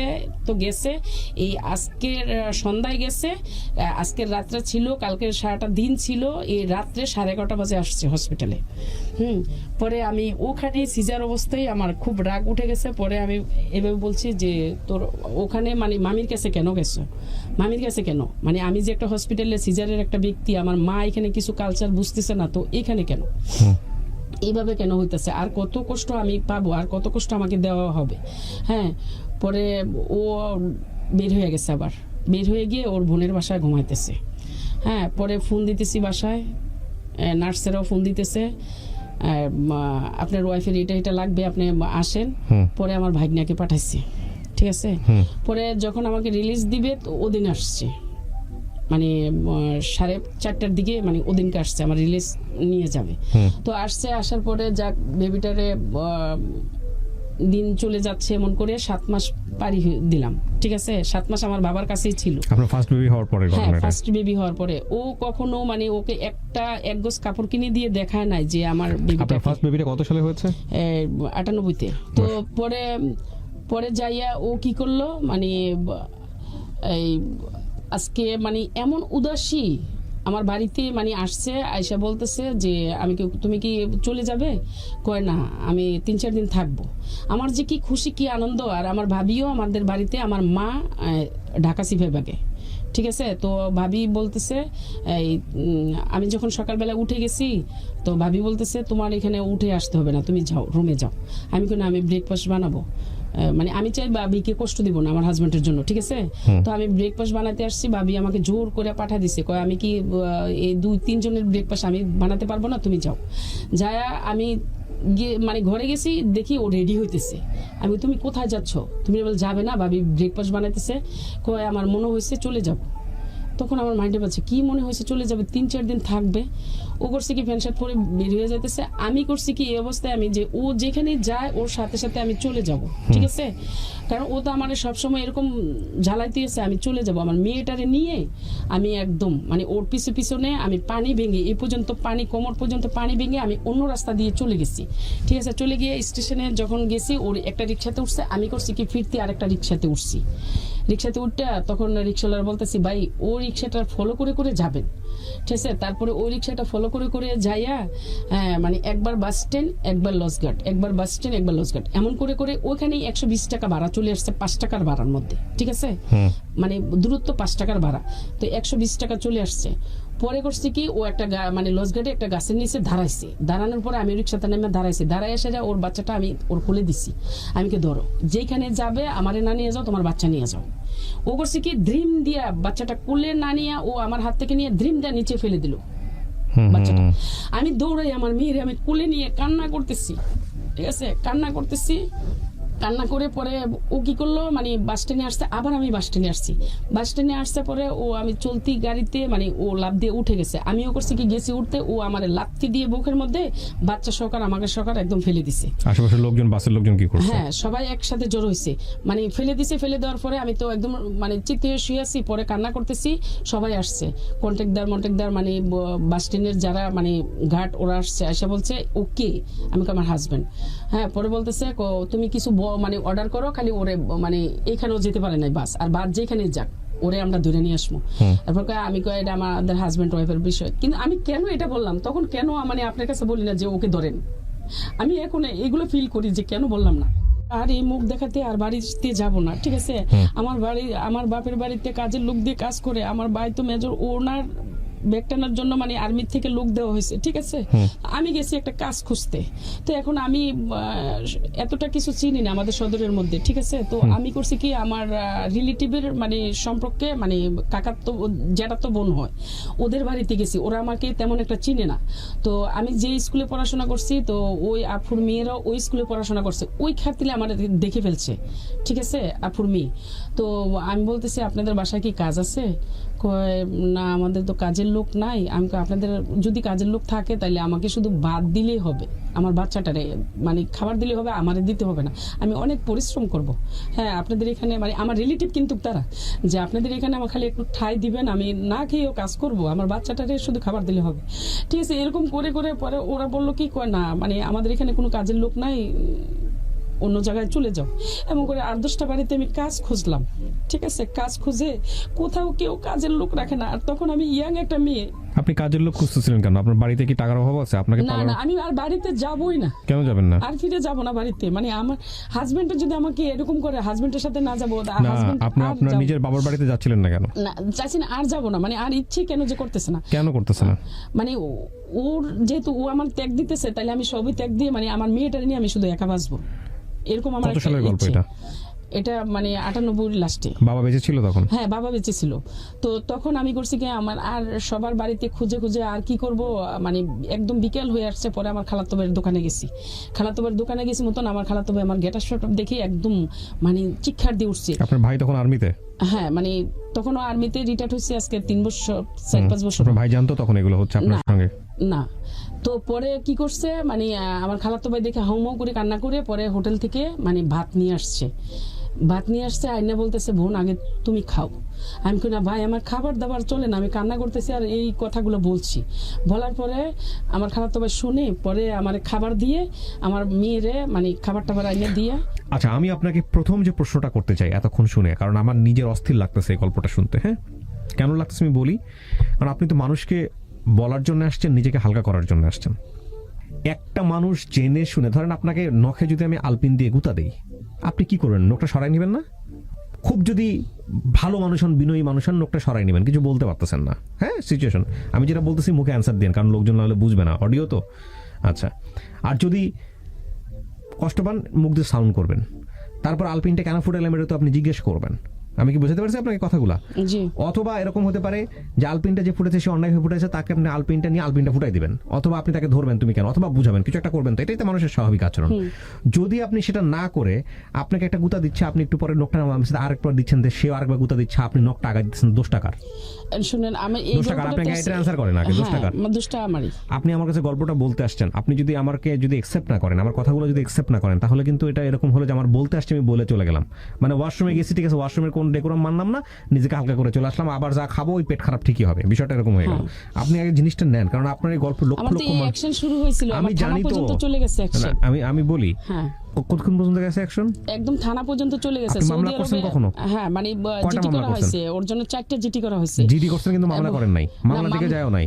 না, মামলা ওই যে সবাই এটাই আপনি বলছে, সবকিছুর আগে আমাকে শুধু আপনি শুনেন, এবং থানার তারা বলছে যে আপনি মামলা করলে ও বের হয়ে যাবে। থানা কোর্ট কি বলতেছে সেটা পরের হিসাব। আপনার নিজের জায়গাটা থেকে তো কিছু করার ছিল। আপনার সংসার কত বছরের? 28 বছর। 28 বছর। আপনি স্টিল তার সঙ্গে আছেন, আছেন না? হ্যাঁ। কেন আছেন? আপনি শুধু আমাকে এই প্রশ্ন প্রশ্নের জানি না, মানে কেন আছে এখনো জানি না। এইটা আপনার না জানাটা অপরাধ, মানে এইটা না জানা কিন্তু অপরাধ। আমি আপনাকে একটা কথা, আমি আপনার সংসার ভাঙতে চাই না, বাট জীবন সর্বপ্রথম হচ্ছে জীবন। এই জীবন আপনি বলতেছেন বারবার আমার গল্প শুরু হয়েছে মাত্র, আমি নিতে পারতেছি না আপনার গল্প, কারণ আপনি জানি আপনার ফার্স্ট সন্তানটা মারা গেছে না? আপনি একটু আগে বলতেছিলেন মারা গেছে কিনা? মারা গেছে। কত বছর বয়সে মারা গেছে? তখন মানে ওর 16 বছর চলে, যখন এসএসসি দিব 45 দিন বাকি ছিল, টেস্ট পরীক্ষা মানে 2টা বাকি ছিল। আপনার এই সন্তানটা মৃত্যুর জন্য কি আপনার হাজবেন্ড দায়ী? আমার হাজবেন্ড দায়ী। আপনি বলতেছেন, আপনি মা হয়ে কিন্তু এটা বলতেছেন, লক্ষ লক্ষ আপনি কিন্তু আল্লাহর কাছে দায়ী থাকবেন এই কথা বলার জন্য। আমি আল্লাহর কসম, মানে কোরআনটা এখানে নিয়ে 2টা কোরআন 2 জায়গায় নিয়ে বলবো যে আমার হাজবেন্ড দায়ী। তাহলে এই রকম একটা মানুষকে আপনি 28 বছর ধরে প্রশ্রয় দিচ্ছেন, আপনার গল্প আর 1 মিনিটও শুনতে ইচ্ছা করতেছে না আমার। আপনি বিলিভ মি, আপনি কখনো মানসিক ডাক্তারের কাছে গেছেন? এখন যেতে হবে। 28 বছর আপনি জানেন না। কষ্টগুলো আসলে সত্যি কেউ বিশ্বাস করে না। না, বিশ্বাস করার প্রশ্ন ওঠে না। একটা মানুষ যদি, এটা এক ধরনের মানসিক রোগ। আপনি নিজের নামটা এখানে গোপন করছেন, আমি আপনাকে বলেছি নিজের নামটা গোপন করতে, ঠিক বলি নাই? বলেন আপনারা গল্প আর কি আছে যখন আপনি বলেন যে 16 বছরের একটা সন্তান মারা গেছে আমার হাজবেন্ডের কারণে। এর চেয়ে পৃথিবীতে আর কোনো জঘন্যতম ঘটনা থাকতে পারে না, যদি কথাটা সত্য হয়ে থাকে। আপনার এই স্টেটমেন্ট তার জীবনটাকে শেষ করে দেওয়ার জন্য এনাফ। হ্যাঁ, আমি আপনাকে কথা বলতেছি, আপনার সমস্ত কিছু গোপন করে আমরা এখানে প্রচার করতেছি। কিন্তু আমার প্রশ্ন হচ্ছে যে আপনার বাবা তো ভিক্ষুক ছিলেন না, ছিলেন না? আপনার বড় ভাই একজন আর্মি অফিসার। আপনাদের তো একজন মানুষকে খেয়ে পরে বাঁচানোর মতো একটা অবস্থা আছে কিনা না এটা বলেন?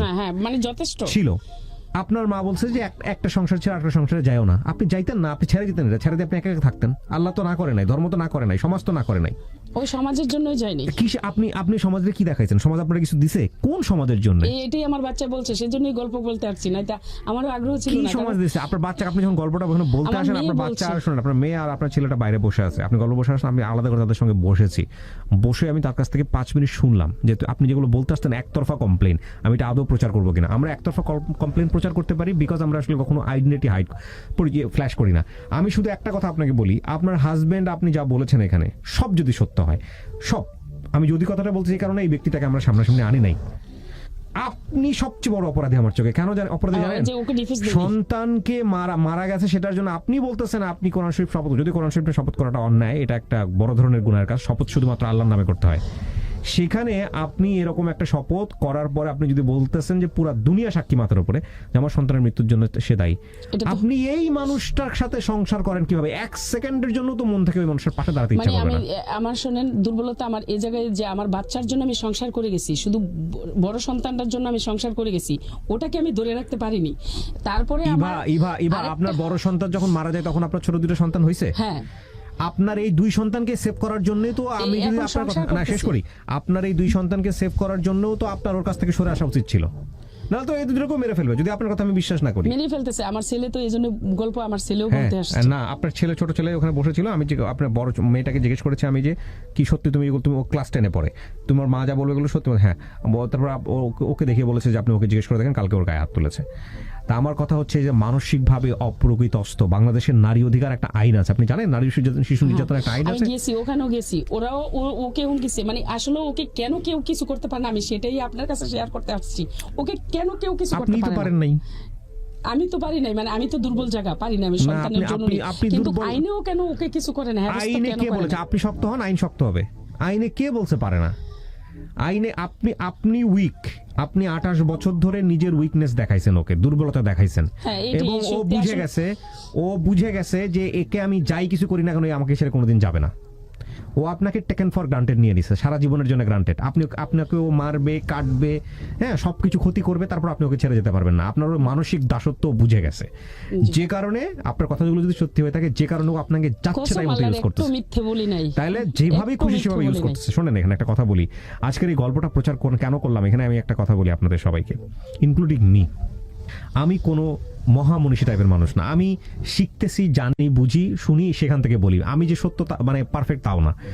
আমি একটা জিনিস বুঝি, সম্পর্কের জায়গাটাতে যখন এক পক্ষ বুঝে যায় যে আরেক পক্ষ আমি যাই কিছু করি না কেন সে আমাকে ছেড়ে যাবে না, হ্যাঁ যাই কিছু করি না কেন এ আমার পায়ের কাছে পড়েই থাকবে, তখন সে তাকে সারা জীবনের জন্য টেকেন ফর গ্রান্টেড নিয়ে যায়, ওই ফুটবলের মতোই খেলতে থাকে। এবং একটা মানুষ যখন সবকিছু অন্যায়ভাবে আচরণ করে নিতে হাসিল করে, যেমন ধরেন আপনাকে সে বলতেছে পানের বাটাটা আগায় দাও, আমি খুব সহজ করে একটা উদাহরণ দিচ্ছি, যদি সে পান খায়, আপনি পানের বাটাটা সুন্দর করে বললো, আপনি আগায় দিলেন না, তারপর যদি 2টা গালি দিয়া বলে, আপনি যদি তখন এই কাজটা করেন, ও সারা জীবন আপনাকে গালি দিতে থাকবে, ওর কাজ হাসিলের জন্য সারা জীবন গায়ে হাত তুলতে থাকবে। এটা ওর প্র্যাকটিস যদি হয়ে থাকে, তাহলে ডেফিনেটলি ও এখান থেকে সরবে না, তাহলে ডেফিনেটলি ওখান থেকে সরবে না। এখন কথা হচ্ছে যে আপনি যদি ওকে এইভাবে রিসিভ করতে থাকেন একের পর এক, তাহলে এটা ওর সমস্যা না। আমি রিসিভ করি, না এটা ওর সমস্যা, তাহলে এটা ওর সমস্যা, এটা আপনার সমস্যা। কিন্তু ও যে আমার মেয়ে মারা যাওয়ার পরে ও 9 মাস পালাই গেছে, এমন বহুবার, আমার না হলে 20 থেকে 30 বার আমার ফেলে দিয়ে চলে গেছে, পরে আবার আমি গেট খুলে দিছি, ও রুমে আসছে। অন্যায় করছেন এটাই আপনি, আপনার যদি আপনি যেটা বললেন, শোনেন, আপনি যেটা সমাজ বলবে, সমাজকে না, সমাজটা এমনি চেঞ্জ হয় না, সমাজকে আমরা চেঞ্জ করি। আপনি তো পুরা দুনিয়াটা নিজের মতো চাইতে পারেন না, পারেন? আপনি সমাজের কথা বাদ দেন, আপনি তো ধর্ম মানেন, রাইট? আপনি ধর্ম তো মানেন, ধর্ম তো আপনাকে একদম 100% রাইট দিয়েছে এরকম মানুষকে ছেড়ে দেওয়ার জন্য, 100% রাইট দিয়েছে। আপনি যেটা বললেন সেটা যদি সত্য হয়ে থাকে, আপনাকে আপনি তার সঙ্গে থাকতে পারছেন, কোনো রিজন দেখাতে হবে না, আপনি পরের দিনে ছেড়ে দিতে পারেন। একটা ছেলেকেও যেভাবে অধিকার দিয়েছে, একটা মেয়েকেও সেভাবে অধিকার দিয়েছে, যদিও আল্লাহর কাছে সবচাইতে মানে অপছন্দের কাজের মধ্যে একটা। ওর মিথ্যে কথা অনেক বলে, বুঝছেন? আপনি ওর মধ্যে কোনো কমপ্লেইন করেন না, আপনি শুনেন আপনি ওর এগেইনস্ট আর কোনো কমপ্লেইন করেন না, কারণ আপনি যেগুলো বলতেছেন এতে ওর গুনাহ হালকা হচ্ছে। আমি শুধু আপনাকে একটা কথা বলি, সেটা হলো যে আপনি সমাজ কি বলবে এইটা মুখের দিকে তাকায় আপনি আপনার সন্তানটাকে মেরে ফেললেন, আপনিও তো দায়ী এটার জন্য। না, আমি তো বাসায় ছিলাম না। না আপনি দায়ী, আপনি কেন দায়ী বলি আপনাকে? একটু একটা বলার মানে কি, যে আমার কত বড় কষ্টে বুকের ভিতরে চাপা নিয়েছে, আমি 8টা ডায়েরি লিখছি, ঠিক আছে, আর লিখতে পারছি না, ক্লান্ত আপনি হয়ে গেছি। 8টা ডায়েরি লিখেছেন, 16টা ডায়েরি লিখেছেন, 25টা ডায়েরি লিখেছেন, আপনি আরো ডায়েরি সারা জীবন ধরে লেখেন, এটা কোনো ইম্প্যাক্ট তৈরি করে না? আমার দেখেন ইভা, আমি একটা কথা আমি বারবারই বলি, আপনার এই কষ্টটা বাড়তেই থাকবে, হ্যাঁ, ডাইমেনশন চেঞ্জ হতে থাকবে। কষ্টের জায়গাটা এখন অন্যদিকে ঘুরে গেছে না, আপনার সন্তানদেরকে আপনারা বেটার ফিউচার দিতে পারছেন না, মানসিকভাবে সমস্যায় পড়তেছে না এই বাচ্চাগুলো, বাচ্চাদেরকে তো দেখে না, আমি জানেন না, দেখে না, বাদ দিলাম, এগুলো তো মানসিকভাবে, এ তো বাবার প্রতি রেসপেক্ট নাই। হ্যাঁ, দুজনের একজনও থাকবে না। আপনি সাথে করে আজকে গল্পটা নিয়ে আসতে বলতে আসছেন, বাবা তো না পারতেছে সন্তানের কাছে যাইতে, না পারতেছে আপনাকে হ্যাপি করতে, এরা পাচ্ছে বাবাকে না পাচ্ছে। একটা ছোট বাচ্চার মনে কি পরিমাণ মানসিক প্রেসার পড়ে যখন বাপ মায়ের সম্পর্ক খারাপ থাকে, এইটা যারা পরিবারে বড় হয়েছে তারা সবাই জানে। একটু মনোমালিন্য হলে মনে হয় যে পুরো দুনিয়াটা অন্ধকার হয়ে গেছে, সেখানে বছরের পর বছর, মাসের পর মাস আপনার বাচ্চারা এরকম দেখতেছে, আপনারা কি মনে করতেছেন যে ও একটা সুন্দরভাবে বড় হচ্ছে? ডেফিনেটলি বড় হচ্ছে না। তাইলে আপনি যদি বাচ্চাকে বেটার ফিউচার দিতে নাই পারেন, তাইলে আপনি বুঝলাম আপনি তাহলে আপনারা কি করতেছেন? আপনি দেখেন আপনি যদি বাচ্চার কথাই মনে করেন তাহলে তো ওর কাছ থেকে সরে আসা উচিত। না এখন সরে যাব, ও তো মানে কিছু কালচার অন্যরকম, মানে এগুলো বললেও তো আপনাদের এখানে বিশ্বাস হবে না। কি কালচার মানে ও অন্যরকম? কিন্তু কিছু কুফরি কাজ জানে। না না না না না না না, শুনুন এগুলো শুনুন শুনুন বিশ্বাসের let me কথা excuse দেন না। না। কুফরি কাজ জানে ঠিক আছে, আপনি আপনি আপনি বাদ দেন এগুলা। আপনি কুফরি কাজ জানেন, কুফরি থেকে কাটানোর জন্য তো আপনি যদি ধর্মের লাইনে যান সেটার জন্য তো হাজার রকমের দোয়া আছে, আপনি সেটা করছেন? না আমি ওর সবসময় তাহাজ্জুদ নামাজ পড়ে দোয়া করি আমি বেঁচে আছি, তাহলে আপনি এটাই। তো আপনি আপনি আল্লাহর কাছে দোয়া করেন যে আল্লাহ আমাকে একটা বেটার ফিউচার দাও, ব্যাস দ্যাটস অল। আর তো কোনো কিছু বলারই থাকে না। কিন্তু আপনি যদি এগুলাকে এক্সকিউজ দেখান, আমার কথা হচ্ছে যে একটা মানুষ আমাকে ওই আগুনের মধ্যে ওই পানির মধ্যে তুলে দিয়ে সিদ্ধ করতেছে, নিচে থেকে আগুন লাগাই দিছে, আমার শক্তি আছে জাম্প করে বের হয়ে যাওয়ার, আমি শক্তি দেখাচ্ছি না, বের হয়ে গেলে আমি কোথায় যাব, কি করবো না করবো এটাই সেটা তো- আমার হতাশ। এটা আমি আপনি- বাচ্চা আপনি কাচ্চা আগুনের নিয়ে মধ্যে সিদ্ধ কোথায় আপনি যাবো, তো কি কি হবেন? করবো? মানে এটা হতাশ, কারণ যার যার ফিউচার যার যার ফ্যামিলি তাড়াতাড়ি মেনটেন করতে চায়। শোনেন, আপনার উপরে যেমন আপনার গল্পটাই আপনি আমার নিতে চান না, আপনার বিরক্ত লাগছে, আর আমি যদি 3টা বাচ্চা নিয়ে কার উপরে যাব, মানে আমি এরকম একটা হতাশের মধ্যে 3টা ছিলাম। বাচ্চা নিয়ে আপনি মানে এরকম হতাশের আপনি মধ্যে দেখেন ছিলাম। অপরাধগুলো কত হয়। অপরাধ যখন মানুষ সহ্য করতে থাকে তখন অপরাধের শিকড় এত বেশি শক্তিশালী হয়ে যায় যে ওখান থেকে মানুষ আর বের হতে পারে না। প্রথম বাচ্চাটা যখন এরকম একটা ঘটনা ঘটলো তখন যদি আপনি বের হয়ে আসতে পারতেন, প্রথম বাচ্চা হওয়ার আগে যদি আপনি বের হয়ে আসতে পারতেন, বের হয়ে আসার অনেকগুলো চান্স ছিল। যে মানুষ বিয়ের 2.5 ঘন্টার মধ্যে গায়ে হাত তোলে সে যে একটা মানুষ না, সে যে একটা অমানুষ, সে যে একটা সেন্সলেস টাইপের পারসন, যদি আপনার কথা সমস্ত সত্যি হয়ে থাকে। আমি একদম বারবার কোরআন বলতেছি, খেয়ে বলছি সত্যি, কোরআনের তাহলে এই পানি মানুষটার খেয়ে সঙ্গে বলছি। 28 বছর যে সংসার করে তার চেয়ে তো খারাপ মানুষ সে। আমার দৃষ্টিভঙ্গি তো হচ্ছে সেটা। খারাপই, এলাকার মানুষও কেউ বলে না ভালো, ওর আত্মীয় স্বজন ওর ভাগ্নেও বলে কই লাত্তি দিয়ে বের করে দাও, লাত্তি দিয়ে বের করে দাও। আপনার মানে আপনার আপনি মানে আপনি আমার কথা হচ্ছে এটা কেন করতেছেন? আমি দেখেন ইভা, আপনার মতো সমাজে ইভা অসংখ্য আছে।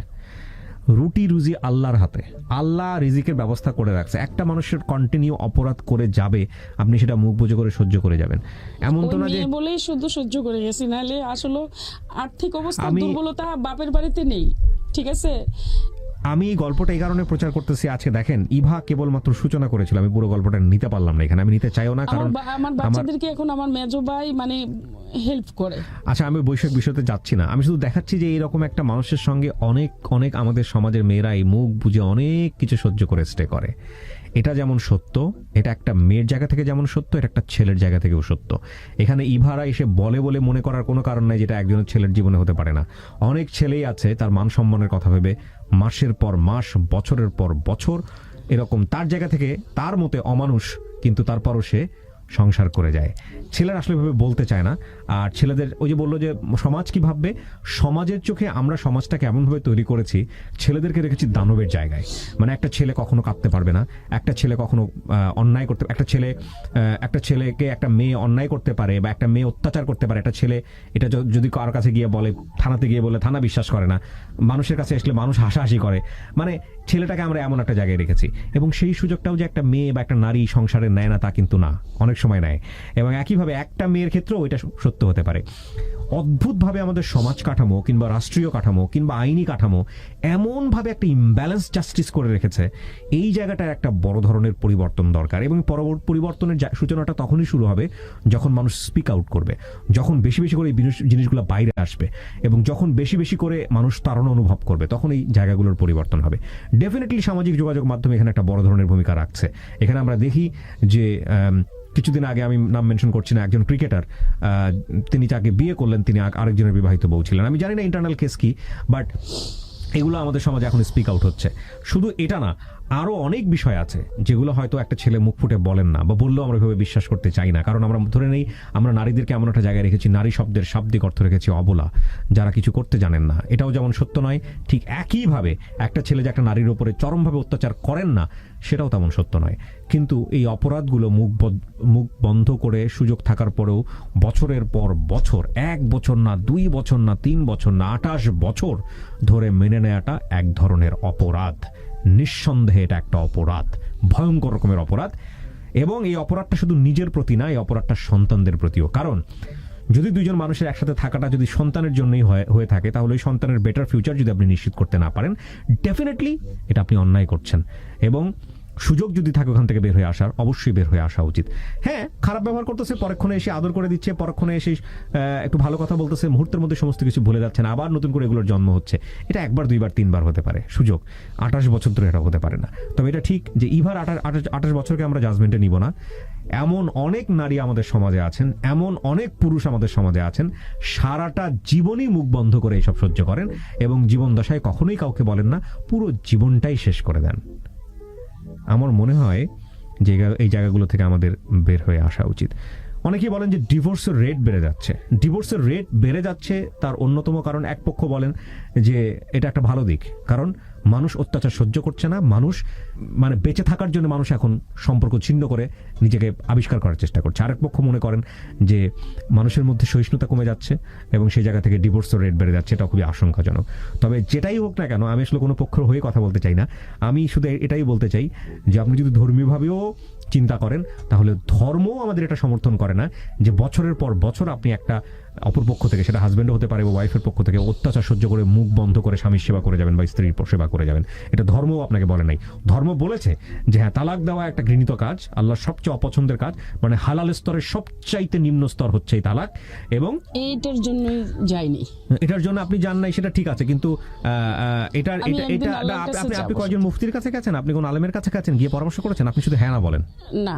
আচ্ছা, তাহলে আমার মনে হয় পরামর্শ করেন, আপনার এখনো সুযোগ আছে। হ্যাঁ, যে আমার স্বামী এরকম অত্যাচার করে, এইভাবে করে। না, আমাকে অনেকেই বলছে, আমার ওর রিলেটিভরা, ওর বোনের জামাই, ওর বোনেরও বলছে যে তুমি ওকে ডিভোর্স দিয়ে দাও। হ্যাঁ, তো আমার মনে হয় যে দেখেন, আপনি যদি ধর্মের কারণেও যদি যেয়ে থাকেন তাহলে ধর্মীয় যারা ভালোভাবে জানেন তাদেরকে জানেন, কারণ আপনি গল্পটা শুরু করেছিলেন মাত্র, আমি নিতে পারতেছি না সোজা বাংলায় যদি বলে নিতে, আমার মগজের মধ্যে না, আমার মনে হচ্ছে ক্রিয়া প্রতিক্রিয়া হচ্ছে যেটা নেয়ার মতো না, কারণ আমার কাছে মনে হচ্ছে যে এক সাইড ভাবে একটা মানুষকে ভাবে দায়ী করেই যাচ্ছি, তাহলে আমি সহ্য করব কেন? দায়ী করছি না, ওর অন্যায়গুলো ফেস করছি। এক্স্যাক্টলি, আপনি কেন সহ্য করবেন? আমার কোশ্চেনটা হচ্ছে কেন সহ্য করবেন? কেউ তো আপনাকে বলে না। সত্যি আমাকে যদি কেউ ভালো করে মানে একদম অন্যরকম ভাবে স্যান্ডেল দিয়ে পিটাই দিত, ইভা, না ইভা, আপনি এখানে বলে আপনি কান্নাকাটি করবেন, আপনি আজকে হালকা হয়ে যাবেন, সোজা আবার বাসায় চলে যাবেন। আজকে আপনি বাসায় যাবেন, গিয়ে আপনি ওই লোকটার দ্বারা অত্যাচারিত হবেন, আপনি গিয়ে ধরেন অত্যাচারিত হচ্ছেন, আপনার ওই কষ্টগুলো আবার জমা হচ্ছে, আবার কোথাও গিয়ে হালকা হবেন, আবার। জীবনটা তো এটা না। আপনাকে যারা অল্প বয়সে বিয়ে দিয়েছে তারা একটা বড় অপরাধ করেছে। তবে এটা ঠিক যে অল্প বয়সে মেয়ে বিয়ে হলেই যে মেয়েটা খারাপ থাকে তা বিষয়টা এরকম না, অনেক পরিণত বয়সে। তবে আমি বলি, আমি কিবরিয়া ব্যক্তিগতভাবে একটা কথা বলি, আমার নিজের একটা মেয়ে আছে, দোয়া করবেন ওর জন্য। আমি দেখছেন হয়তো ফেসবুকে, আমি সবসময় একটা কথা বলি, সেটা হচ্ছে আল্লাহ যাতে আমাকে তৌফিক দেয় যে আমার মেয়েকে আমি স্বশিক্ষায় সুশিক্ষিত করে, আমি জানি না তো ফিউচার কি হবে, বাট আমি দোয়া চাই সবার কাছ থেকে, ও নিজের পায়ে দাঁড়াক, ও নিজে ইনকাম করা শিখুক, ওই অবস্থায় ও সিদ্ধান্ত নিক, হ্যাঁ ধর্মমতে অবশ্যই, যে ওর জীবনসঙ্গী হিসেবে কাকে নিবে বা আমরা কাকে দিব। কারণ একটা মেয়ের সবচেয়ে বড় দুর্ঘটনা কারো কোথায় ঘটে জানেন? যখন একটা মেয়ের নিজের ইনকামের কোনো ব্যবস্থা থাকে না, নিজের পায়ে দাঁড়ানোর কোনো ব্যবস্থা থাকে না, ডিসিশন নেবার ক্ষমতা থাকে না, এবং সেই অবস্থায় যখন একটা মানুষের সংসারে সে যায়, তারপরে সে অত্যাচারিত হলেও এগুলো মুখ বন্ধ করে বছরের পর বছর সহ্য করতে থাকে। আমি আপনাদেরকে বলবো, যারা কন্যার পিতা আছেন, ছেলের চাইতে বেশি গুরুত্ব দিবেন আপনারা এই জায়গাটায়, কারণ আমাদের সমাজটা তো পুরুষতান্ত্রিক সমাজ, এবং সেই জায়গাটায় একটা মেয়েকে বেশি প্রায়োরিটি দেন শিক্ষার দিক থেকে এবং স্বনির্ভরতার দিক থেকে। যেভাবেই হোক না কেন, যদি চাকরি না করেন, ব্যবসা করান, চাকরি ছাড়াও পৃথিবীতে বহু ইনকামের রাস্তা আছে, অ্যাটলিস্ট ও বৈধ উপায়ে আয় করতে পারে, সেরকম একটা জায়গায় ওকে দাঁড় করানোর পরে তারপরে ওকে বিয়ে শাদী দেন, যাতে করে ও জীবনে কেউ যদি ওর সাথে অন্যায় করে ও যেন সিদ্ধান্ত নিতে পারে। আমাদের এটা একটা সবচেয়ে বড় মানে ভুলের জায়গাটা, বাবা মায়ের জায়গা থেকে। মেয়ে একটু বড় হয়ে গেছে, দুইটা ছেলে টিস করতেছে, কার সাথে না কার সাথে ভেগে যাবে, ক্লাস 8-9 পরে, এইটা হচ্ছে কোন দিন কার সাথে চলে যায়, ওর তাড়াতাড়ি বিয়ে দিয়ে দাও। এবং বিয়ে দেওয়ার পরে যে জীবনটা শুরু হয়, এটা হচ্ছে মানে আগে ছিল প্রবলেম বাইরে, এখন তখন প্রবলেমটা ঘরের মধ্যে ডেকে নিয়ে আসে। গুলটের আওয়াজ শুনে মানে বিয়েটা হয়েছে, ঠিক আছে, ওরকম সিচুয়েশন মানে হয়তো আপনার জন্য হয়নি বা অনেকের জন্য এরকম হয়, সেই জন্যই বলছি। সো ইভা, আমি দোয়া করি, আমি সবসময় একটা জিনিস বিশ্বাস করি, ভাগ্যে বিশ্বাস করি, আমি আপনার জন্য দোয়া করি যে আল্লাহ চাইলে কালকের মধ্যেই হয়তো সবকিছু পরিবর্তন সম্ভব। না, আমি আপনার জীবনের কথা বলতেছি, সে যে কোনো ভাবেই হতে পারে। আমি প্রিয় দর্শক এবং শ্রোতা, আপনাদেরকে ধন্যবাদ জানাই যে আমার সঙ্গে এতক্ষণ আপনারা ছিলেন। ইভা, আপনাকেও ধন্যবাদ। আমি অত্যন্ত দুঃখিত, পুরো গল্পটা আমি নিতে পারলাম না, এই 4-5 ঘন্টায় আপনার গল্প শেষ হবে না আমি জানি, এটা আমি নিশ্চিতভাবে বলতে পারি। এবং তবে এটা ঠিক যে জীবনে যদি একদিনও সময় থাকে নিজেকে সঠিক পথে নেবার, সেটাই সঠিক সিদ্ধান্ত হবে অন্তত সন্তানের জন্য, সেটা যেই হোক না কেন, সিদ্ধান্ত সঠিক আপনার। সময় আর কি হবে, এখন তো ডিভোর্স দেওয়ার আর না সময় না, নেই। আমি ডিভোর্সের কথা বলবো না, সঠিক সিদ্ধান্ত আপনার সন্তানের জন্য, যেটা আপনার বেটার মনে হয়। মানে সত্যি এইটাই তো সঠিকটাই তো পালন করলাম, যে ওর সবকিছু মুখ বুঝে না সন্তানের জন্য না, এটা ওর বাদ খেয়ে ডেফিনেটলি গেলাম। না। আমি এটা যদি ওরকম রেগুলার প্র্যাকটিস হয়ে থাকতো, আমি ওকে পুলিশ দিয়ে ধরে হলেও আমি বলতাম যে ওকে যে কোনো ভাবেই হোক, ওকে পুলিশ কাস্টাডি নিতে হবে, ওর বিচার হোক, যাও।